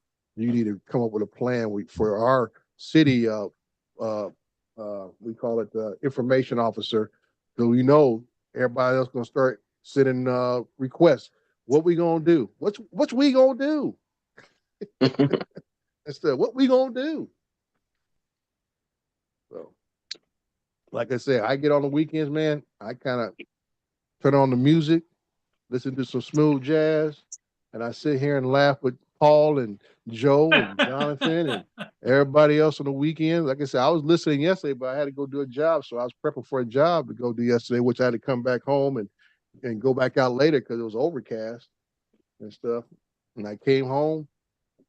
I didn't turn my TV on in my office here until about, I think it had to be around 7 p.m. before I turned the TV on. Just don't have no interest in it. Well, Dre, what's your thoughts about the Army Navy game? Who do you think's going to win? Due to my pedigree, I have to go with Navy. I don't watch either one of them because that's usually an East Coast thing, the Naval Academy and the Army Academy and stuff. So I have not seen either one of them play all year. So I don't know. I was kind of shocked when I heard that Army won its conference. Like I said, I haven't seen Army play all year. And usually what happens with the Academy teams, they get outmatched in size a lot of times. So when I hear, pretty good. yeah, when I hear one doing like Army is, I'm thinking, oh, he must have had a heck of a class come through, because that's what usually happens to when they get to the bowl games and conference championships. They run up against the big boys and stuff. So I don't know what conference the Army's in now or anything else, but they usually, when they get to go into bowl games, they run up against the Clemsons and the Tennessees and, you know, North Carolinas and, you know, all the other big boys out there, the SEC group, and they just get manhandled because they just don't have the size. Because people realize at the Naval Academy and West Point, these guys are military officers, are going to be military officers. So they can't, they don't go out and recruit the 6'6", 310-pound kid out of high school because he don't meet the height and weight requirements.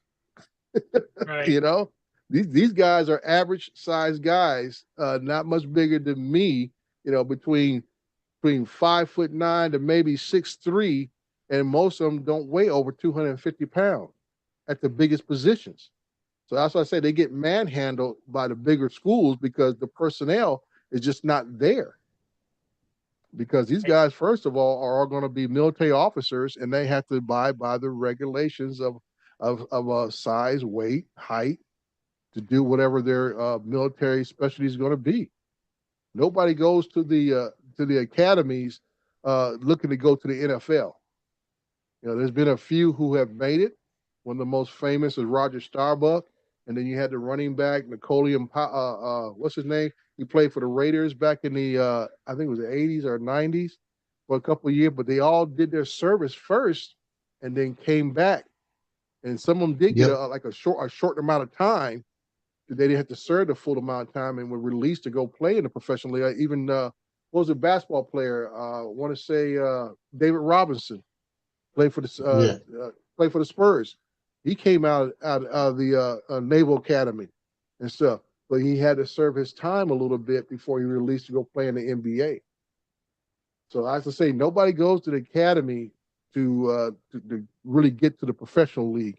It just happens by chance that you excel to a certain level that you are sought after, but still you have your obligation as a military officer first before you're able to pursue any professional career. So that's what I'm saying. Most of the guys who go there and end up playing sports, football is about the only thing that they do fairly decently on a regular basis. You don't hear the Naval Academy or anybody else having great teams year in and year out in basketball or any other type of big name college sports and stuff. So that's my take on the academies. I'm sorry, Paul. I know you just asked for a simple which one you're going for. I was just curious. I figured between you and Joe, you might know. Yeah, I say Army's heavily favored but you never know. It's a in-service rivalry. It's It's a just like real good one. it's like anything else. Like Joe went to that crosstown rivalry between high schools. Anything can happen. The team ain't won but one game all year and blow the doors off the other team who's undefeated in a rivalry such as that. It's just like, you know, as a player, we used to all hate homecoming because you had all these little extra events going on and Yeah. this and that, and halftime was a little extra long for all the other bull crap. Change the And routine. Yeah, everybody gets out of their routine and stuff, and emotions are kind of all over the place, especially if you're little, you know, a couple of guys got their girlfriends who are on the court, homecoming court or whatever it is, and it's actually, no, you guys play your worst game ever because you're just not mentally there. Yep. Yeah, last night, Mandeville in the, like, it's this crosstown rivalry. Mm-hmm. This is the big one, right? I'm gonna pull up the score. Yeah, I got rid of it. Get it. So the JV played first. Now, we beat the hell out of them a couple of weeks ago. So I said, well, they probably still gonna beat the hell out of them, but you know, I didn't know what to expect. You never know what to expect till they play. So the freshmen get out there, and I mean the JV team gets out there, and let me get here's the scores. End of the first period, let's see. End of the first period, Fontainebleau's beating Mandeville 9-1. Okay. Defensive game, 9-1. Everybody's taking the ball away from everybody. Halftime, 11-3. Fontainebleau's winning, right? Coach I got a picture of the coach doing this. It's like this. he's hollering, oh my God, Jesus, oh my God. That's all he's hollering the whole time, right? Mm. So, end of the third period, the score, let me get to it, is 11-3. Score is 19-11. Fontainebleau. Then I guess Mandeville woke up. Final score, Mandeville 26, Fontainebleau 23. Mm. They started hitting 3 points. All the girls were hitting 3 points. Got right back in the game, took over. Yeah. And they got one girl, a new girl there, Cameron. She's like 6 foot freshman, right? She before it was funny, before the game, they all threw baskets up and 3 balls went into the basket at the same time, got stuck. So she walks over there, she's gonna jump up and knock them loose, right? That's like I said, she's 6 foot. She jumps up, wasn't even close. You know, she looked over at me. I looked at her and I said, damn, I wish I took a picture of that because that was pitiful. And she said, boy, I know that was real bad. I wasn't even close. And the other girl, the same side, jumped up, knocked him loose, right? Mm-hmm. So Cameron gets fouled, and she's on the foul line, and I shoot a picture of him on the foul line. Shoot a picture, look up, she got her tongue sticking out the side of her mouth while she's shooting foul shots. Mm. So between games, I said, you do know when you shoot foul shots, you stick your tongue out, right? And she says, yeah, I know, I got to stop doing that. I said, well, that's going to be the highlight picture of the on my site because I got your tongue hanging out. Mm. So when you look at it, I got her shooting a foul shot with her tongue hanging out. You know? Mm. Yeah. And this girl is a freshman. She might have just turned 15. Mm. This girl right here, and she's 6 foot. Yeah. But that was her getting ready to shoot the foul shot. She goes, I said, y'all can't hide nothing out here with me. Yeah. But if I'm sitting on their side, the second half I'm always on their side, and I'll be sitting there like this, Dre. Got the camera in my hand, and all I got to do is turn my head and look at them, and I'll be doing this, and they'll go. They'll be looking the other way. If I just turn and look at them. Yeah. They want to get that quick little pose. They all want to pose. I said, you don't never want people to pose. The best shots are the natural shots. Well, let me shoot. You doing what you're doing right normally. Don't pose. At a distant relative, she was at some kind of I guess she's a school teacher. I guess they had some kind of party for the teachers. And this would crack me up. Now, you go to an event, you're posing for pictures, but then you have somebody block your face out. Yeah. And I'm thinking, why did you pose for the picture if you wanted your? They put a little emoji over her head, you know, block out her face. I said, what? You a witness protection or something? I said, you're a teacher first of all, and then you I go to don't like your picture. It little. was ugly. You know, I'm like, what is going on here? I said, I know back to my cousin. I said, what is she witness protection? She can't have her face seen, and she posing for the picture, knowing if you posing for the picture, it's for everybody to see. Now they ain't gonna be able to tell who you are when you work for a public school. Well, that must be Mrs. So and So. I know them big feet anywhere. Yeah. I'm like, I can't believe this, man. I said, it'd been better off if you just not pose for the picture altogether if you worried about being seen. Somebody had to catch you in your natural state that you didn't know got your picture snapped. Up there posing it, in a party dress, Joe, dressed up, everything else, posing for the picture. Y'all stand in a little group shot, picture shot, and then you have them put a little emoji over your face. Yeah. I'm like, great. Yeah. As a Waypoint just posted up Vic Moss's interview. I don't know what channel he was on at the time, but I've heard it, you know, and Vic was pretty much straight down the line. You know, this is like we just talked about. This is a lot of exaggeration from a lot of people who don't know exactly what's going on. Yeah. And I see this as a distraction to what we really need to be focusing, especially in the drone community. You know, everybody's got excited. I did a video, I put it out late last night, just being more cautious about the NDAA bill. And I've already talked to Vic about this, and I told him I'm not as thrilled as everybody else is. Everybody said, oh, the CCP Act language is not in there. I said, you know, and I looked through it, and I said, no, it is in there. And because if you look under section 1709, it's a get out, I call it get out of jail free card for elected officials. In section 1709, it states that if they don't do anything within a year after getting this NDAA thing signed into law, that DGI and Alltel specifically will be put on the covered list. Yeah. They don't have to vote on it or nothing. It will just automatically go into effect. Yeah, it kind of sucks. And I tell people, I said, this is a get out of jail free card because they can't sit there and say, well, I didn't vote to do that. I didn't vote on that. That didn't come to us for a vote. I said, you guys actually No, did because you tell them you failed to do your job. yeah, I said, you guys put this clause in there so you can go out and smile on our faces to the drone community and talk about, oh, how we kept that language out there. I said, no, dude, you got a clause right here that states that you can put these certain companies on the covered list, which basically says they are banned for use and sale in the United States. Period.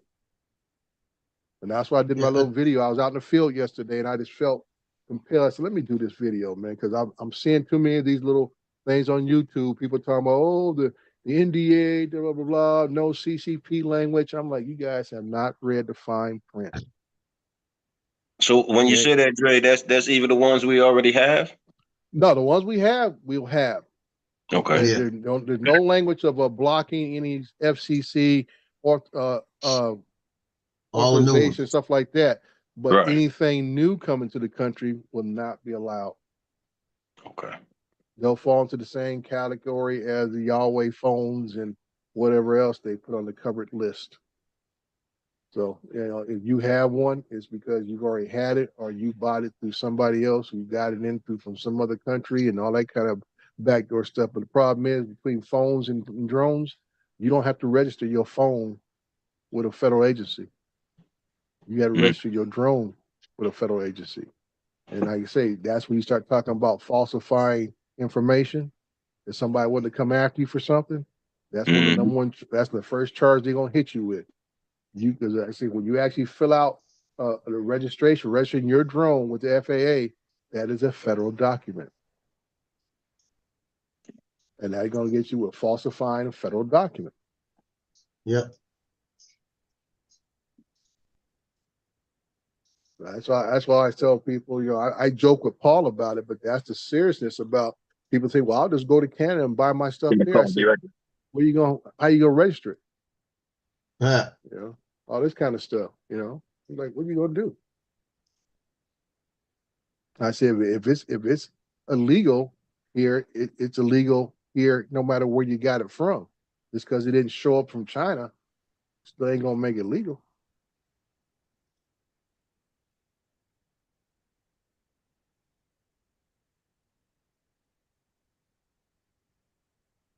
Trying to find a picture.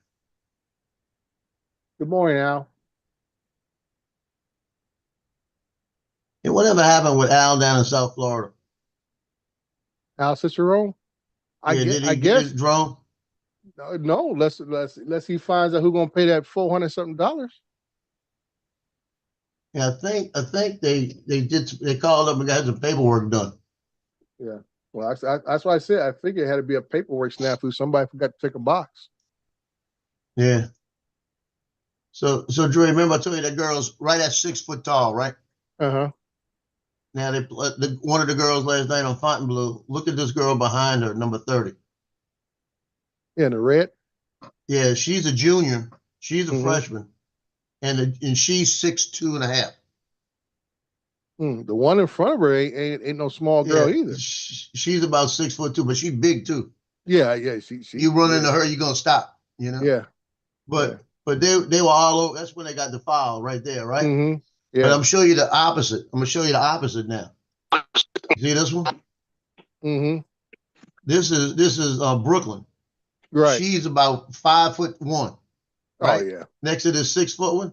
Mm-hmm. Look, she getting manhandled right there. Well, to tell you the truth, that's the best spot when you're a smaller person on a bigger person. You get that elbow right up on them ribs, and guess what? But look at that. That taller person starts getting short real quick. Yeah, they get away. Because those ribs get real tender. She's got a sister that looks exactly like her, the same size. Mm-hmm.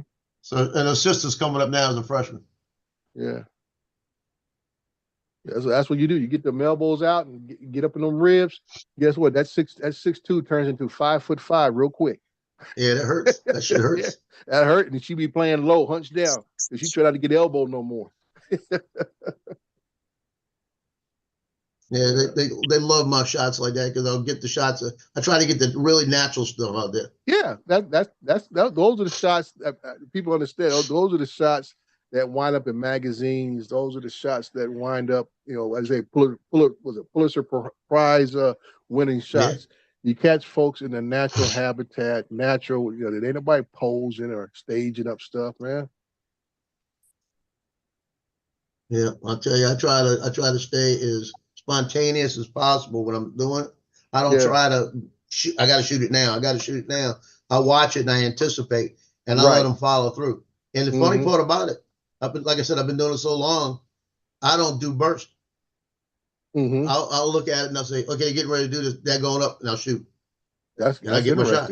I know a lot of guys, we rely upon the burst and pick out the best one out of that 8-9 burst shot they get. Yeah, I don't do the burst. You know why I don't do the burst? Too much work.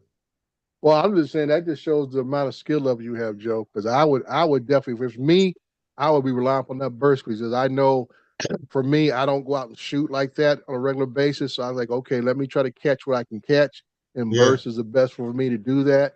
Discard the blurry one because in burst is always going to be the first one's probably going to be blurry. Between the second and fourth shot might be the best ones, and then the last shots might be where it's already over with. Right. Yeah, the bottom line, it's not the expertise, it is the experience, but it's so many years. That's what it is. Yeah, yeah. So many years You of know, doing it. and the amount of times I go out and shoot. Yeah, and I that's why I tell people, and also you know your camera. Well, yeah, that's That why, could, that could, I can't buy another one right now. I just can't do it. yeah, like I said, you know your equipment. And that's why I always tell folks about, even with drones, I said, once you start really knowing your equipment, really pushing your equipment, and you know exactly pretty much what it's going to do in any given situation, not just flying wise, even camera wise, then you can say, okay, maybe I might be looking at moving up to the next level or something else, whatever.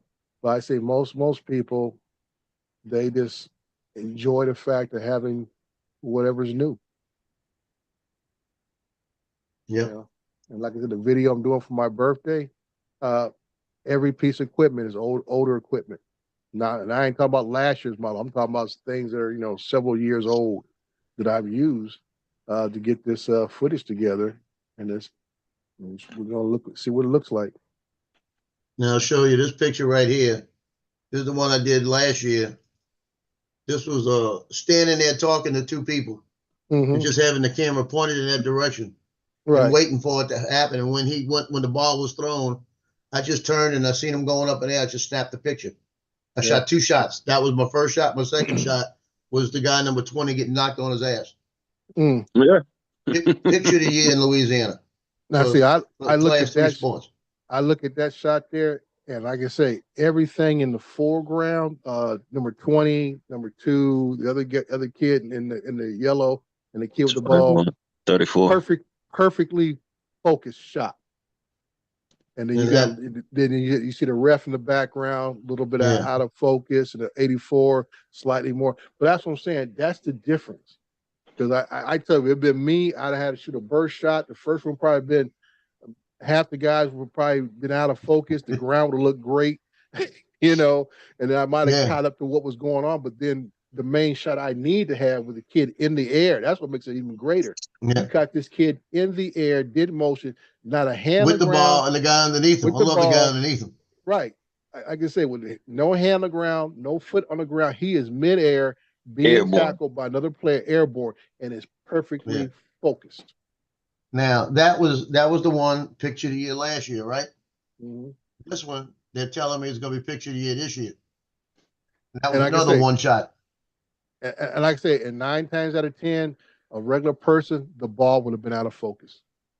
You got the ball. If you look, this guy's reaching in. Yeah. This guy right here almost blocks it. He's coming over the top. That's the key shot right there. The guy coming over the top in the middle with his hand out reached and the ball coming towards him is where the shot makes his money right there. Because you can crop that in, and all you got to do is have the part where I would say the guy a little lower than the ball. You can crop it from him on the left, and you crop it on the other side of the leg. Yeah, just right there, and that's a shot right there. You blow it into that section right there is the money maker of that whole shot.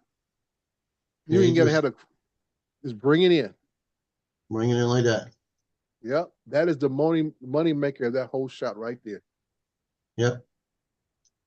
But they got that went in the paper, and I've had 4 editors call me, and they're saying, "You getting back to back, right?" I said, "Yep, that's what I want." I said, "I'm gonna do it every year. I'm gonna give you one." Yeah, like I said, that goes the skill right there, man. The skill of getting the shot. That's loving what I do. Yeah. I bitch about it sometimes when I gotta work 5 days in a week. Well, like I can say, it probably gets on your nerve when you got folks trying to tell you stay in your lane, I'll work my girls. That's the shit that bothers me. You know, like next week I got 2 games next week. I got the boys and the girls, and then the following week, the Thursday, Friday, Saturday, I've got a tournament that I don't know the schedule yet. I'm gonna be there for at least 6 games. And I might have one at 9 in the morning and another one at 4 in the afternoon. As I say, you're gonna be there all day. It's one of those Christmas time tournaments. Yeah, and then right after Christmas, again, the girls are first week, the boys are the second week. Yeah. And it's a pain in the ass. And it's LED lighting in there. That changes everything. Yeah. You know, in fact, my settings in my Lightroom, it says Mhm. Annan Gym, Mandeville Gym, Fontainebleau Gym. Mhm. So I set them, get them right, and I save them. I don't want to think about it again. Yeah. I could always tweak them a little, you know. Yeah. But it's That's like, cool. but I love and that this part of this. And the other good news about it, if I got a game like at noon and a game like at 3, it's not feasible for me to leave. Mhm. It's better for me just to stay there. So Right. I'll bring my drone, and there's a big Coquille Park next door. I'll Mhm. just get in the parking lot and fly from the parking lot all around the park. Mhm. I did that a couple years ago. Well, I flew like 5 times in between games. I had kids out there saying, "Wow, it's cool." I had all the kids watching it, you know. Yeah. But it's a fun time.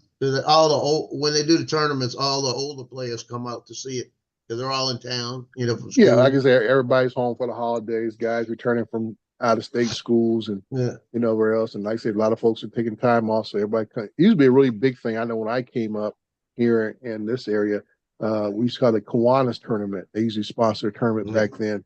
And it was a nice draw. It's one of the few times some of these kids ever got a chance to play in front of a decent sized crowd.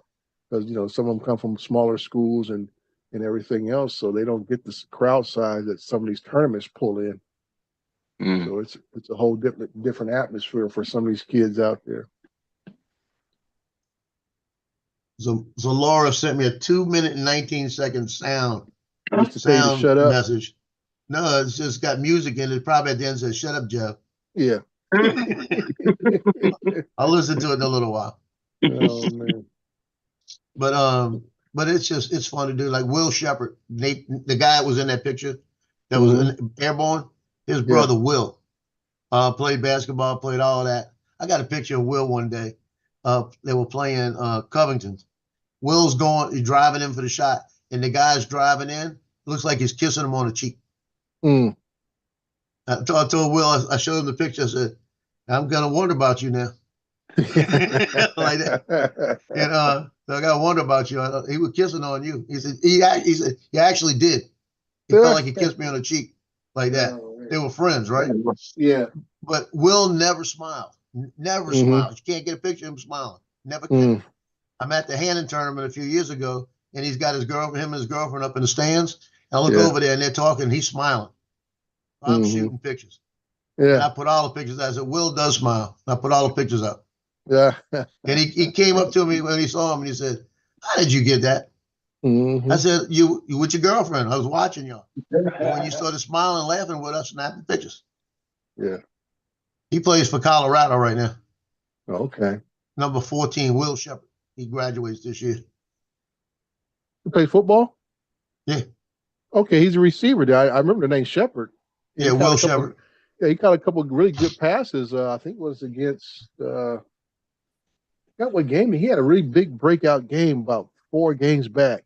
Yeah, about like 2 or 3 games back. Yeah. I think he had like 2 catches or 3 catches for touchdowns. I mean, over his shoulder catches. It was really nice. He's good. His brother's better. His brother makes him look like an amateur. Mm. Yeah. His brother's going to Duke. Okay. Yeah. Got a 4.3 average. Oh yeah, he's going to be in the door. I was just thinking that of all the bowl games that I'm looking forward to watching, the Colorado one is probably one of the biggest ones. I tell people all the time. I said it would not have surprised me if somehow they would have squeezed Colorado in that playoff system they have now. Yeah. Because I tell people all the time. I said no matter what you may think about Deion Sanders prime or his kids or whatever, watching his team play is must-see TV. It is. It is. I mean, because you never know. His team can blow the roof off the game at any moment, any time, or you can watch them get pounded all game long. Well, he actually recruited Will from Vanderbilt. Mm-hmm. He recruited him the last year over. Yeah. And from what I'm hearing I asked Nate about that, and Nate said, he says he can't tell me everything he's hearing either. He said, but the rumor is that at the end of the season, they're going to have a coaching change at Dallas. Yeah, pretty much. And they're talking about got to go, but they ain't going to be talking prime. about they're talking about Primetime going over there as a coach. No. And if he does, they can try to pull his son over. Yeah, I don't think that's going to happen. And I tell you, I Yeah. tell you why. This the incident that happened Thursday night.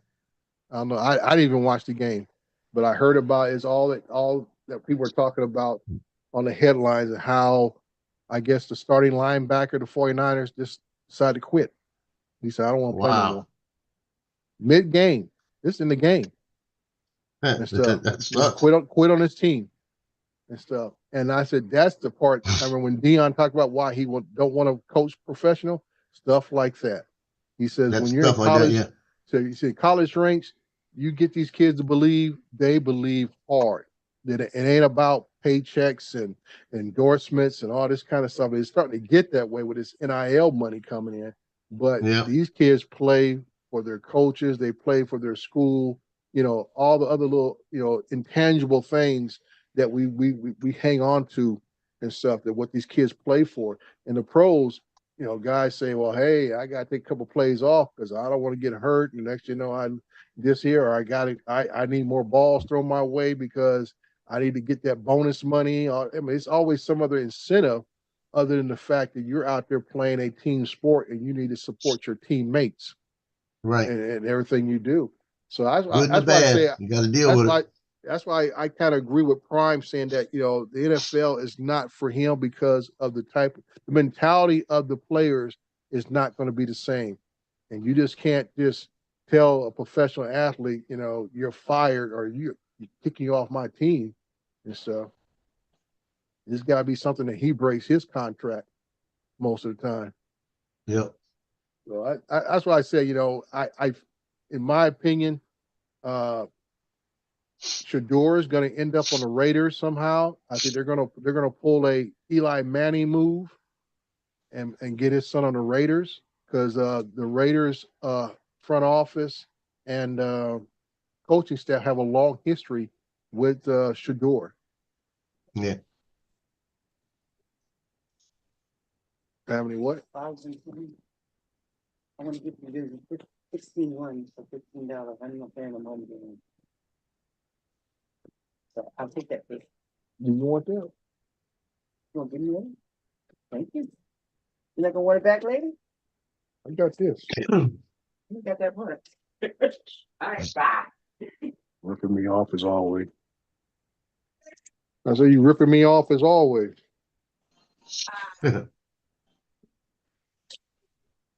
All right. So yeah, that's why I look at that. The Raiders have a long history with Shador. I guess they and Dion has a good relationship with the head coach of the Raiders. They go back a long ways. So that is a more plausible result that I'm looking at. And like I tell somebody else, I said, I think going to the Raiders would be a good move for the kid overall. Playing in that atmosphere, that stadium, going to the Giants, man, that's tough. He just spent the last 2 years playing in a cold environment, and going to New York playing 18 games, where most of those games, I would say 10 of those games are going to be in cold weather, in a division that plays other opponents in cold weather. They're in an outdoor stadium. It starts to wear and tear on a person, especially on a team that needs to rebuild its offensive line because they can't protect nobody. I just see going to the Raiders a better opportunity for him overall to be able to develop as a professional athlete. That's just my opinion. Look at it. I mean, nothing wrong. I mean, the Giants are great. I'm not going to say great organization because they've been screwing up. They've been screwing up the last 5-6 years. I don't know what the Giants front office, and that's where a lot of problems is in the front office between general managers, ownership, and then last year when you trade away one of your prime pieces of what you're trying to build in Barkley, I said, what are you doing? You finally get a decent receiver in Neighbor, and now you trade away the running back, and on top of that, you lose this running back primarily because you gave too much money to an upcoming quarterback who really hasn't proven himself to be worth that kind of money. I was like, you're not seeing the bigger picture. Right. And that's Well, why I said that don't you think a lot of it's about ego? some of it comes down to that. Just like, you want to talk about ego, you go over to the Jets. That was all about ego. You throw all this money at aging Aaron Rodgers. Not to say Rodgers I say he was a great quarterback in his prime. Nobody played better than him 6, 7, 8 years ago. Nobody played better than him. Okay. You get him there, same scenario, then things don't go well. And the first thing y'all want to do is fire the coach and everything else. But see, all these other supporting players, people talk about how great the Jets defense was and everything else. And there are just one or two people missing from the chain of staff to be a playoff contending team. But then you fire the coach, that was not an issue the year before that. But like I always tell people, the coach does the coaching part with his staff, but the general manager is the one who's responsible for acquiring the talent. And that's a person who doesn't get thrown under the bus right away, which they eventually did anyway. You fire the head coach, you're still losing, and then you finally come around and fire the general manager. When it should be you fire the general manager first, then you fire the head coach.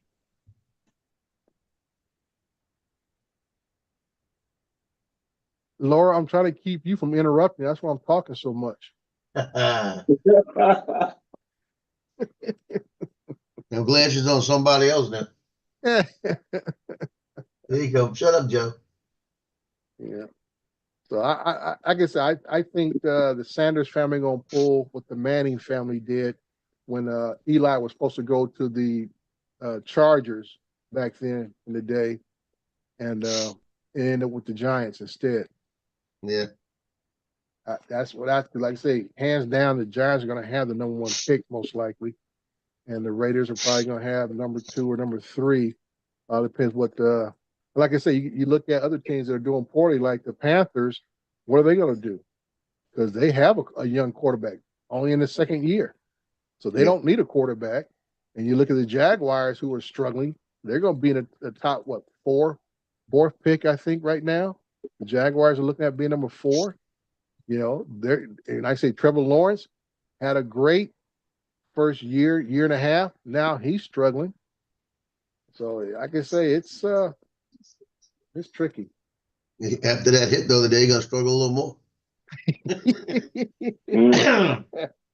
Yeah. Well, yeah. That was laid a hell out. of a hit.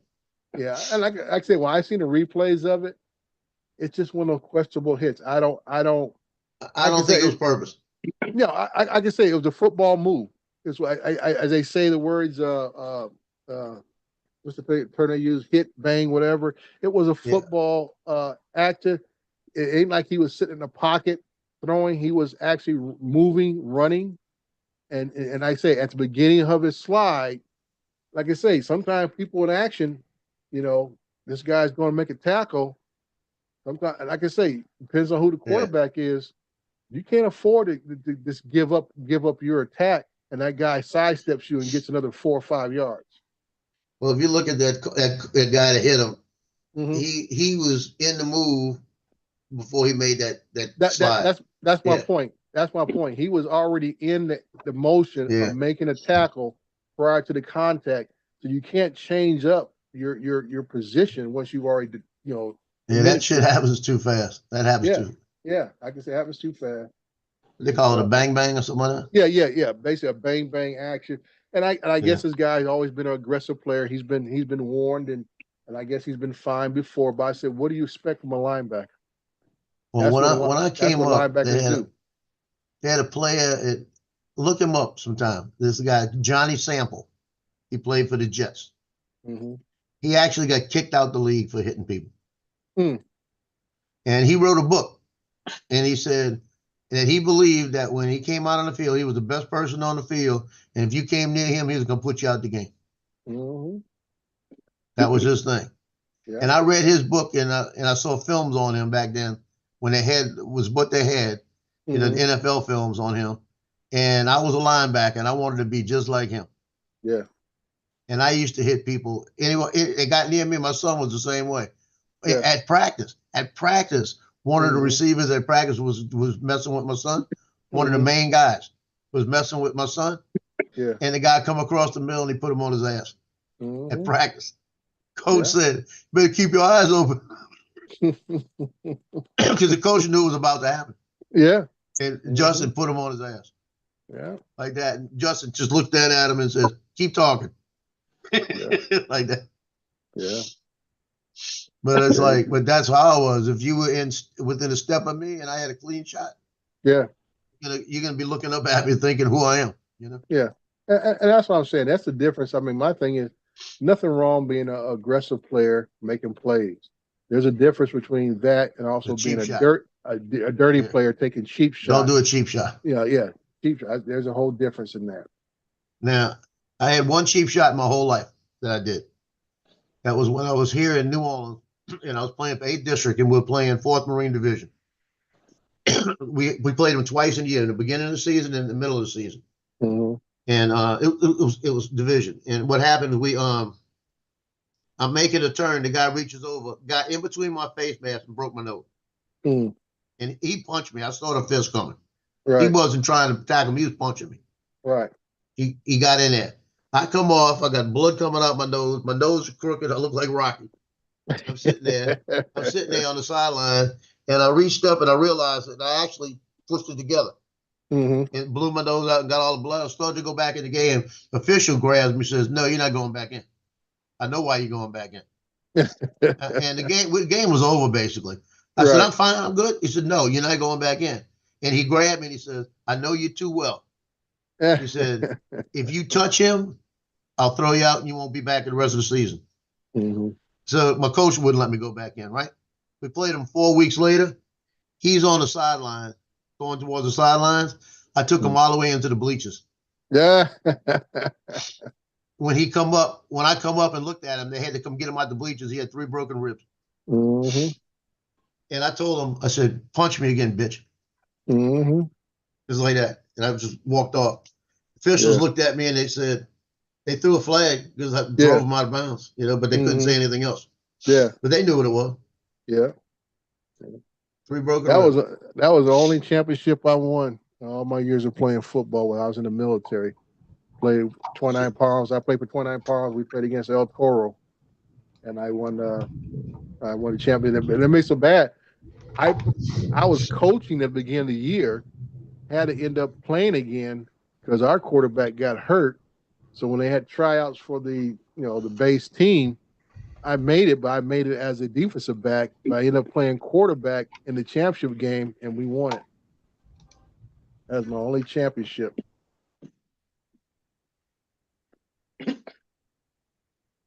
Mr. Lance, how What's up, do we, Lance? sir? What position did you like to play? What would, Morning, guys. I grew up wanting to be a quarterback because, like I said, I grew up in offenses, the old Oklahoma wishbone, where the quarterback controlled everything. You touched the ball more than anybody else, and even all the way into I think it was my junior year of high school. And in my city, in Fontana, where I grew up, every level of every team played the same offense and same defense. So when you grew up, you're playing with the same guys. They're playing the same positions for 5, 6 years. So when we got to high school, it wasn't like you were learning anything new. Now I grew up being a running back, quarterback. Junior high, I played quarterback part-time with another guy. So when I get to high school, I'm ready to continue on that. And I got pushed into being the main running back. And I said, okay, I'll do my part. But I always coveted being a quarterback. And I remember going into my senior year, I told the coach, I said, I want to play quarterback. He said, well, we don't need you at quarterback. And we're going to the I formation. And I said, okay, I can live with that, So I ended up being a running back, but I ended up being a better safety, strong safety up front my senior year. I ended up having something like over 50 tackles, had 9 interceptions. my senior year and stuff. I ended up being an All-American come out of high school. But Well, I'll always sounds like you were doing good. yeah, I can say, Paul, I'm not very tall. I mean, I say 5'9" on my best days, but I always had good speed. I was always very strong in the weight room. Had good leaping abilities. So a lot of times opposing quarterbacks would underestimate until they could throw the ball over my head. And then that didn't happen. So I was able to get a lot more interceptions because people underestimated my abilities physically. And plus I watched a lot of film, even in high school. I would sit in film room before practice and after practice, studying my opponents, watching film. So I understood the value of that.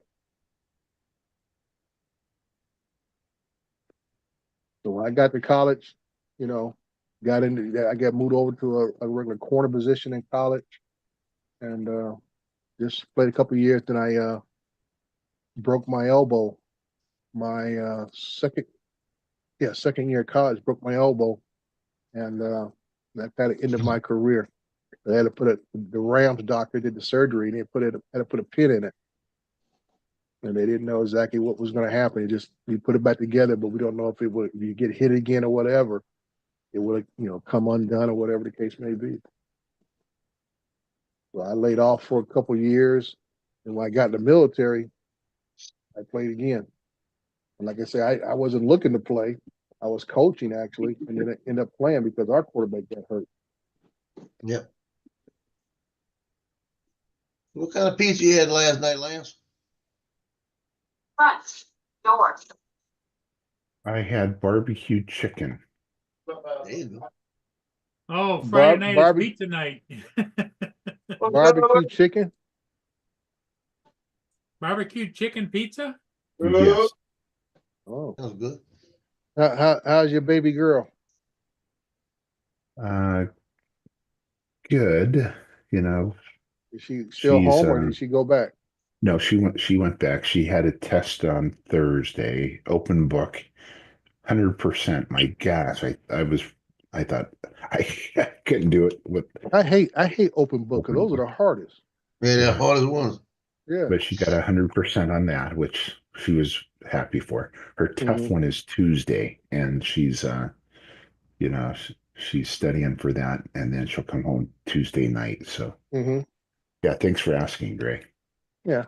Well, you know. Any change? No, she's just watching what she's eating, and Okay, 'cause last night she didn't have any reactions, so and that's then we gonna be had that's gonna be my next question. Did you guys ever narrow it down that was causing the allergies? yeah, not yet. She's starting to write things down, Uh-huh. and we're going to go to an allergist on Thursday when she gets home again. We'll go to a different one, Mhm. and that she's going to start to she's starting to write things down on what she's eating. Yeah. Yeah, that's the safe way to do it. That way you can't mess that one up. Right. It just seems odd that she was there. Let's see, school started late September? Yeah, Okay, so she's there to September, all of October, and then came home in November, and that's when she got ill. yeah. So I mean, Well, it's She, hard. it might be the UFOs. Yeah, could be the UFOs. No, I'm just thinking on a more serious note. It's hard to nail down on because I know if she's living in the dorms or whatever, you guys probably got her on a meal plan at the campus, so it's kind of hard to narrow down that the food at the school is the issue. Now, if she was living off campus, cooking her own food, that could be something that maybe she got something that just triggered. Yeah, and she's actually living on campus. She's living in school housing, but Mm-hmm. in an apartment, so she's cooking for herself. So she is Okay. going to like Yeah. Trader Joe's and Right. So having that's what I'm saying. That might be that could be the culprit there to where she may have encountered something that may have been whatever it is that triggered her allergies. That if Mhm. she's buying her own food from outside sources, you can rule off the campus issue then. They only Yeah. buy their food pretty much from a few vendors at the most. Which is weird because she got sick here at home too. So Yeah, it was, that, yeah. yeah, it was just odd. So we don't know. Mhm. Yeah. But remember what I said. You said blueberries and cranberries acidic, Yeah. the acidic nature of those. Yeah. I'm thinking because like an acidic nature will cause like canker sores and stuff too. Mm. So it could be anything like that. Wait. What's happening to? I'm sorry, I stepped away. I just got back. What's happening to her exactly, Lance? So she's getting blisters on her lips after she eats. And um she doesn't know what's causing it. And she's eaten things like she went to Chick-fil-A. She went to Chick-fil-A when she was here at home, and she ate at Chick-fil-A, and 5 minutes later she got blisters. She ate blueberries one time. She got blisters. She's eaten uh, uh, Thanksgiving. She had like mashed potatoes, and she didn't eat much at Thanksgiving because she doesn't like turkey. And got blisters. I mean, so she doesn't know what's causing that. Right. She's allergic to a lot of things already, and we've she's always been a label watcher. I mean, every time she eats anything, she reads the label. She's real cautious about that. And, Yeah. So Lance, did you say she's gonna go to an allergist? she's already, yes, and she's going to go to another allergist. So we flew her home on Thursday. She went to maybe Friday. Went to urgent care on Saturday. The doctor talked to her. She had a virtual appointment with her doctor on Monday, and so she saw that doctor. Then she went to an allergist on Wednesday and got the prick test, with you know, putting all the different things in her arms to see what she was allergic to, and it came back with everything that we knew she was already allergic to. So that wasn't anything No news, different. no And then news, no news there. she's gonna go again when she comes home on Thursday to a different allergist just to kind of, you know, to see if we can narrow this down.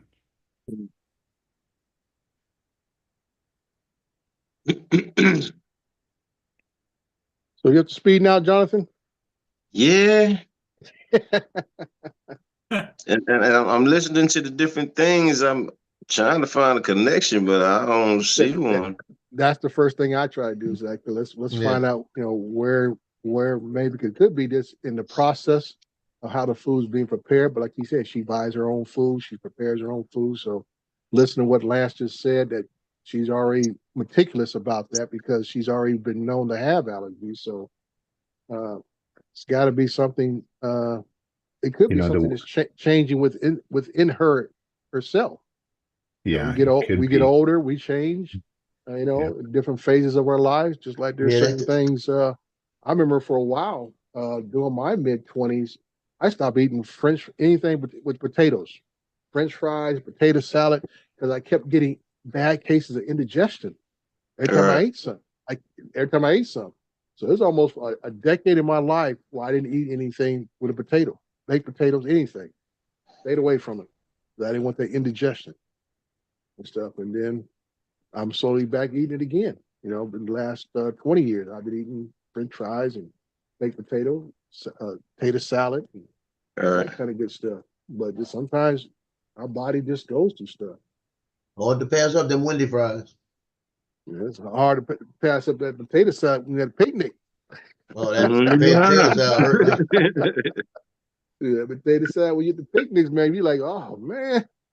And then you got nice steak going on. You want that baked potato? You're like, oh. Because like I say, I tracked it back that was the only thing I was eating, and then several hours later or next day, I would have that real bad indigestion, and I was like, it'd take like 2 days for it to go away. They sell, they got a fast recipe here. My sister made it one time and I looked at it and I said, this is different. This is not your normal potato salad. She goes, yeah, this is when I cheat like this. I said, this is one of those restaurants, right? I said, okay, let me look at it and I'll tell you what it is. I looked at it and I said, that's those little bitty potatoes, right? She says, yeah. I said, and you didn't add the normal stuff to it. I said, you got the mayo in there. I said, you got a touch of mustard in there because I could taste that. And I said, but the onions and everything she put in there, I said, was different. And she smiled. She goes, what was it? I said, you put the Trinity in there. She goes, yeah, I was in a hurry and I grabbed the wrong thing one time. Like that. She took, and she said, now it's the little, I said, I wouldn't want to peel all them little potatoes, the little bitty small ones. Right. She goes, I did, and I bought the cans and cut them. So she could buy them sliced, right? That are already done. Says you rinse them off real good. Then you put them in there. You take the store-bought Trinity in Louisiana you buy. It's got the little bitty bell peppers, a little bit of bell pepper, a little bit of onion, a little bit of celery. Mix that in with the mayo, mix it all up, and boy, did it come out good. So whenever I wanted, I just cheat and go buy about 3 cans of that and make it. Do I dare ask you, do you have the Power They 1000? sent me the newer model. Look, they sent me the newer model. It's the Oh, Power wow. 1 million. Okay. We figured out how to make it more compact. Right. That's the mini that's 1000. And that's the mini 1000. You notice I knew he was gonna say that, so I went and picked it out and found it. that's the 2032 version, the year 2032 version. Yeah, Be about this is the that size. Everstart. Just a little thing I bought that you're supposed to be able to jump your car. Ain't never been able to jump my car since I got it. Where you get that from, Joe? Probably AutoZone. Well, you Okay. get a couple paddles for you. You can make it the delivery area out of it. I don't even think it's got that much power. I can't get the 360. I'm just looking at it. It's dead right now. And I'm trying to think, where the hell is the charger for it? I looked over at my desk because I got the big DeWalt over here that will jump my car, you know? And I said, well, that charge is the same kind of plug. Maybe that work. I'll plug it in later and charge it and see. Yeah. But I hate when I lose a plug. I put it somewhere. I got a box in the back that says it's got all the plugs in it. I just go through there. It's probably sitting in there. I hate when I lose anything. I don't care. My keys, something I set down, flashlight. I know I got it somewhere. Yeah, let me tell you what I started doing. When I'm looking like that, when I find it, I'm gonna put a label on it. Yeah, I'll put a little label on it. I can say I had a little. I wasn't upset. I was upset with myself. This is a simple thing. I took my tie off the other day. I think it was like Wednesday, and I set it down. And I'm looking all over the house, Joe. I'm looking upstairs. I got a tie rack in my closet that spins around. I said, I got a tie missing because there's an empty slot. And I said, I looked at my tie clasp case. I said, and the tie clasp is still on it. So now I'm really upset. I'm thinking, where did I take this tie off and put it in the house? And I'm checking the family room. I'm checking my office. I'm checking the kitchen. I said, anywhere I normally go in. And I'm like, well, I know I made it home and stuff. The day and a half later, Joe, I'm sitting here in this chair like I am now, and I turn around and I look over here. I got a big old we call it the little Tupperware tote things, and the tie sit right on top of it. You know what that means, huh? Mm-hmm. It's them drones. That's a problem. It was sitting in front of the drone cases over here, and I thought the drones were seeing that's the aliens. They needed that tie for a little while. They put it back. But like I said, I thought it was the cover to one of my measuring rods for my GNSS system. That's what I was thinking in my head, and never picked it up to see that it was actually my tie. And I was I was looking for my blood pressure cuff, for like 2 months. I said, I know it's right here. I'm looking Yeah. all over for it, right? And I'm saying, I know I left it because I got to look like shelves underneath the desk with stuff on it. Right. I said, I know I put it on that shelf back there. So the other day when I was under there doing something else, I looked over there and there it is. Said that, Mm-hmm. Mm-hmm. Okay, and, so and like here's the that question, bag, Dre. Once you saw it, did you remember putting it there? Talking to me? Dre. You know what, Jonathan? I can't say I remember putting it there, but I most likely did because I remember taking my tie off because I was going to do a recording, and I said, "Let me go ahead and take my tie off because everybody's always saying about me having my ties on." I What said I the was going to hell? take my tie off, probably set it there, and then think nothing else about it. Did the recording and went on the rest of my night. So you don't Okay. remember putting it there. Yeah, that's the whole thing. Yeah. When you do something out of ordinary, because like you guys see me when I come on during the week, I got my shirt and tie on. When I come on the live streams or whatever, I got my shirt and tie on. So Look when what I I did, found I said, where was it at? under my chair. The Is it tree. No, empty? you're the host. Is it empty? No. Oh, I'll it be still back. got something. So now you got to apologize to the dogs. Now wait. The best part about it, it got saliva on it. So they was trying to get at it. No, what? No, I told them. Remember, I told them they're not getting anything else till I get the bag back. Yeah. Oh, somebody brought it back. You think they think they put it in your chair? I guarantee you, one of them snuck it in and put it under the chair. Oh, they were like, we can't get it open, so we might as well take it back so he can open it, and then we Oh, can get Yeah, it. it's Jonathan, wet you right missed it here. earlier, dude. You missed it earlier, Jonathan. I didn't miss it. I was listening. You was listening? Oh, okay. 'Cause Yeah, he I over was there listening. fussing with the dog. The dog said, I said, the dog was saying, basically, talk to the hand because I ain't hear what you're saying. Give me my treat. Talking my paw. Yeah, Paw, talk to my paw to give me my treat because I ain't hearing that noise you talking about. He would give me a side eye and barking at me and everything. Mm-hmm. And I just looked down there. Now Loki's laying down here and it's laying right next to him. Yeah. So it fell off. Like I said, it fell off. Somebody done took it and realized, hey, I can't get it open. Bring it back. Yeah, that's exactly what it is, man. And I told him, somebody better find this bag. Mm-hmm. Oh man. I just looked back in and I said, look at this shit. And it wasn't there 5 minutes ago. I guarantee you. Because I've been turning around looking at it. You brought that back? I said, you brought that back? And he kind of side-eyed me and ain't looking at it. You did? Listen to this shit. You brought it back. She said, I brought it back. So you need a treat now? Gotta have a bacon treat? Right. You want one of these? That's what she said. I brought it back. Give me that. She said, I heard you about to start something now. She said, I heard you got that bag now. Give him a treat. Mm-hmm. Yeah. I said, you better start something now. You give her a treat and you don't give Loki a treat. Loki will say, who you think Hey, you want a fooling? treat? Come get it. Yeah, they're all gonna get one. I'll give them one because somebody was smart enough to bring it back. They did that. Son of a bitches. Mm-hmm. Now I'm putting it where you can't get it. There you go. Now go away. Joe, were you blaming the dogs for stealing your snacks again? Yep. No, they stole their own snack. It fell off the printer, knocked it off the counter where it was sitting. And I couldn't find the bag this morning. And I told them, if I don't get the bag back, you don't get a treat. And all of a sudden, it shows up next to my chair.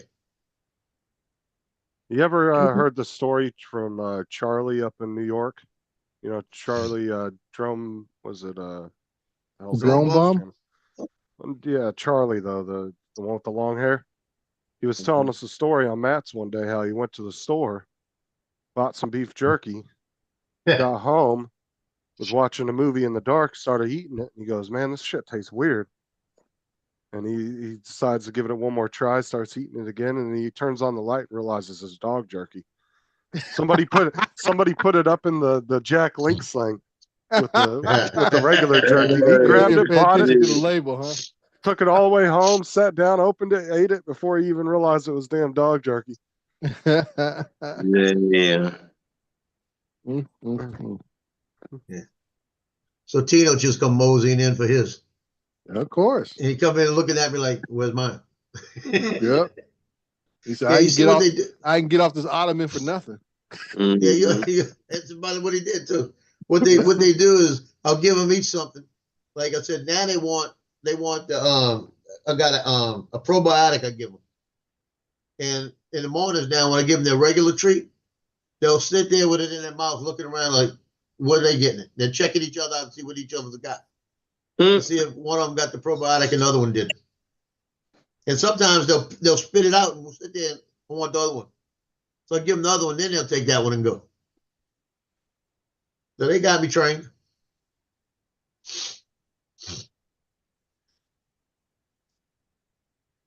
Let's see. About this time every morning they update my thing. Don't see if they updated it. It says it's on the truck for delivery. The hell? So what is your state famous for? My what? This is a map of the Tabasco, Louisiana. the item that state is most famous for. Yeah, y'all Starbucks. Really? Because I've never hear about Hooters down here. I've seen a bunch of Hooters down there, but I haven't been there. This makes sense. Yeah. This makes sense. Gosh, California could have 5 or 6 different things, couldn't they? Yeah, Apple does make sense though. Sonic, that's weird. Anyway, I thought I'd show you that. Arkansas is Walmart. We knew that. Cabela's.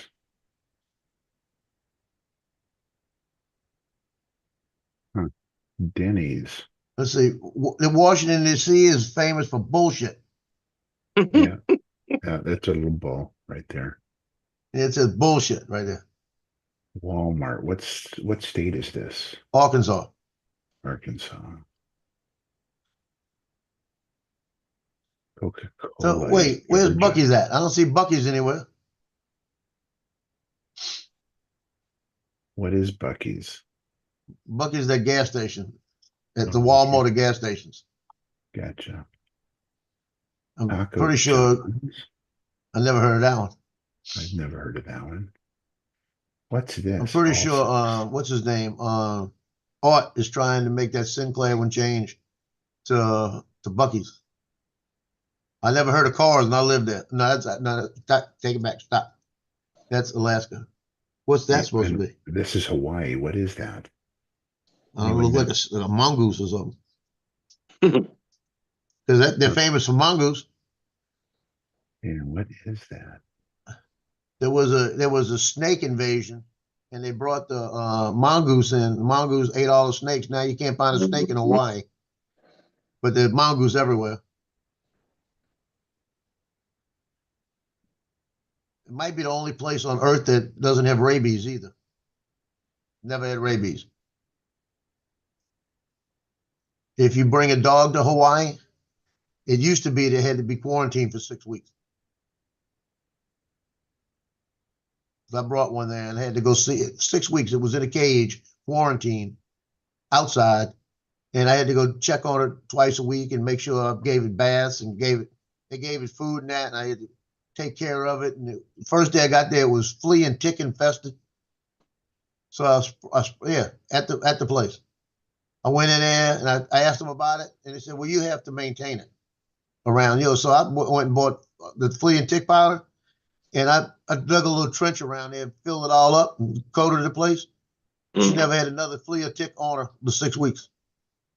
Every time I went in there, I put more down. I was so glad to get her out of there. I felt so bad about that. Now, Oh, now you get certified prior to going in that you up to date with all your stuff. You go in, and as long as you send it to them 30 days in advance, they'll let you bring the dog in. oh yeah, ticks were real bad in North Carolina, man. They used to get on our dogs all the time. Pain in the ass. Keep them off of them.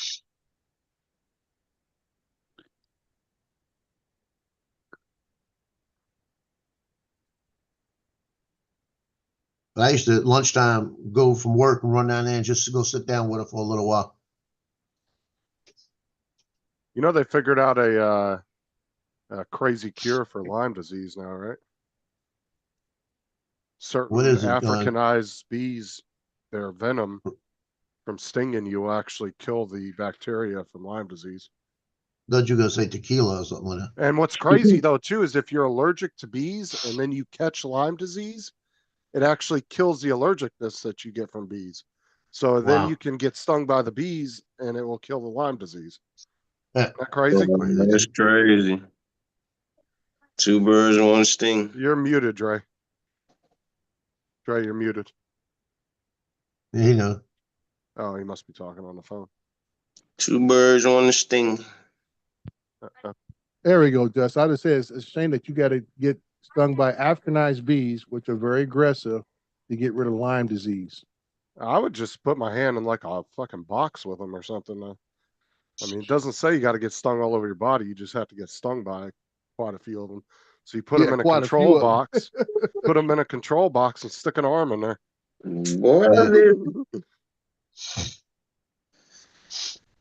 Nope, not me. But no, they one figured pain for another pain. They figured out it from a girl that she had Lyme disease and she was really close to dying from it. And she ended up getting attacked by some bees while she was out walking. And a few days later, they did a test on her and found that the bee venom killed it. And then they found a study that some scientists in Australia did on it. They just had never really, they kind of did the study, but never published it or anything. Yeah. And so it never really went past the study. But yeah, there was already some scientists in Australia working on it. What was her name? Unlucky? Yeah. That sucks, man. You go from one disease to getting stung. Like, wow. I ain't going nowhere with your behind. We gonna put you on that movie. What's that one? The movies where the kids are all running from death. Oh, talking about oh damn, what the hell's the name of that? Yeah, they made like 2 or 3 movies about them kids all trying to cheat death.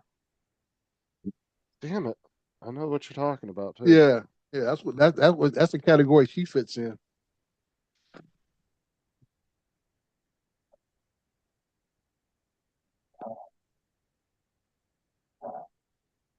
Yeah, but it's just crazy how they both canceled each other out though too. Yeah.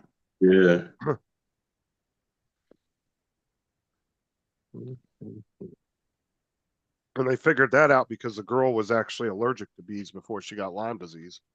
Mm-hmm. They didn't know she was not allergic to them anymore because they thought when she got stung she was going to die epileptic shock or whatever it is. Right. And she ended up not even getting any kind of reaction from it. And they figured that out.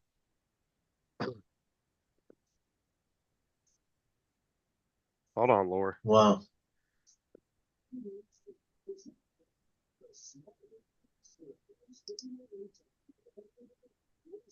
Oh, okay. I gotta jump over and help Laura. Hey, that's the secret code. Don't play Fortnite. No, she's doing it. That's helping Laura. I think she's like actually out on the move right now.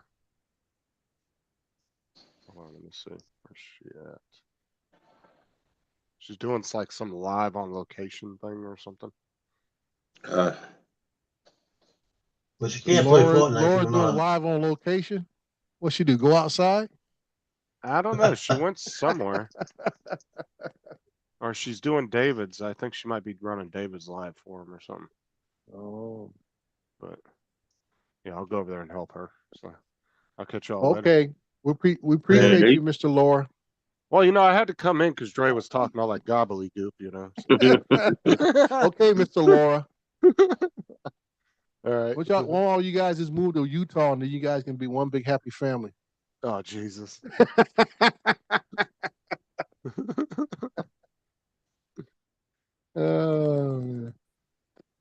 Wow. Okay, guys, I just thought I'd pop in. I've got to get ready for my wrestling tournament today. So what weight class you wrestling in, Lance? Double heavyweight. All right. I'm about to get off myself. You guys enjoy yourselves. Yeah, he left me a so I'm about to close it. What are you talking Oh, about? Yeah. Justin, what do you think? You think he's Yeah. gone? Let's I back might it up. wait till he Back it comes in. back. Okay, guys. Back it I'm up, not with back it. it in. Let's see. What is it? It says end stream. Yeah, I could end it. See everybody What do this y'all think? evening. Y'all have a good one. Yeah, I'm gonna end it. Later. Talk to y'all later.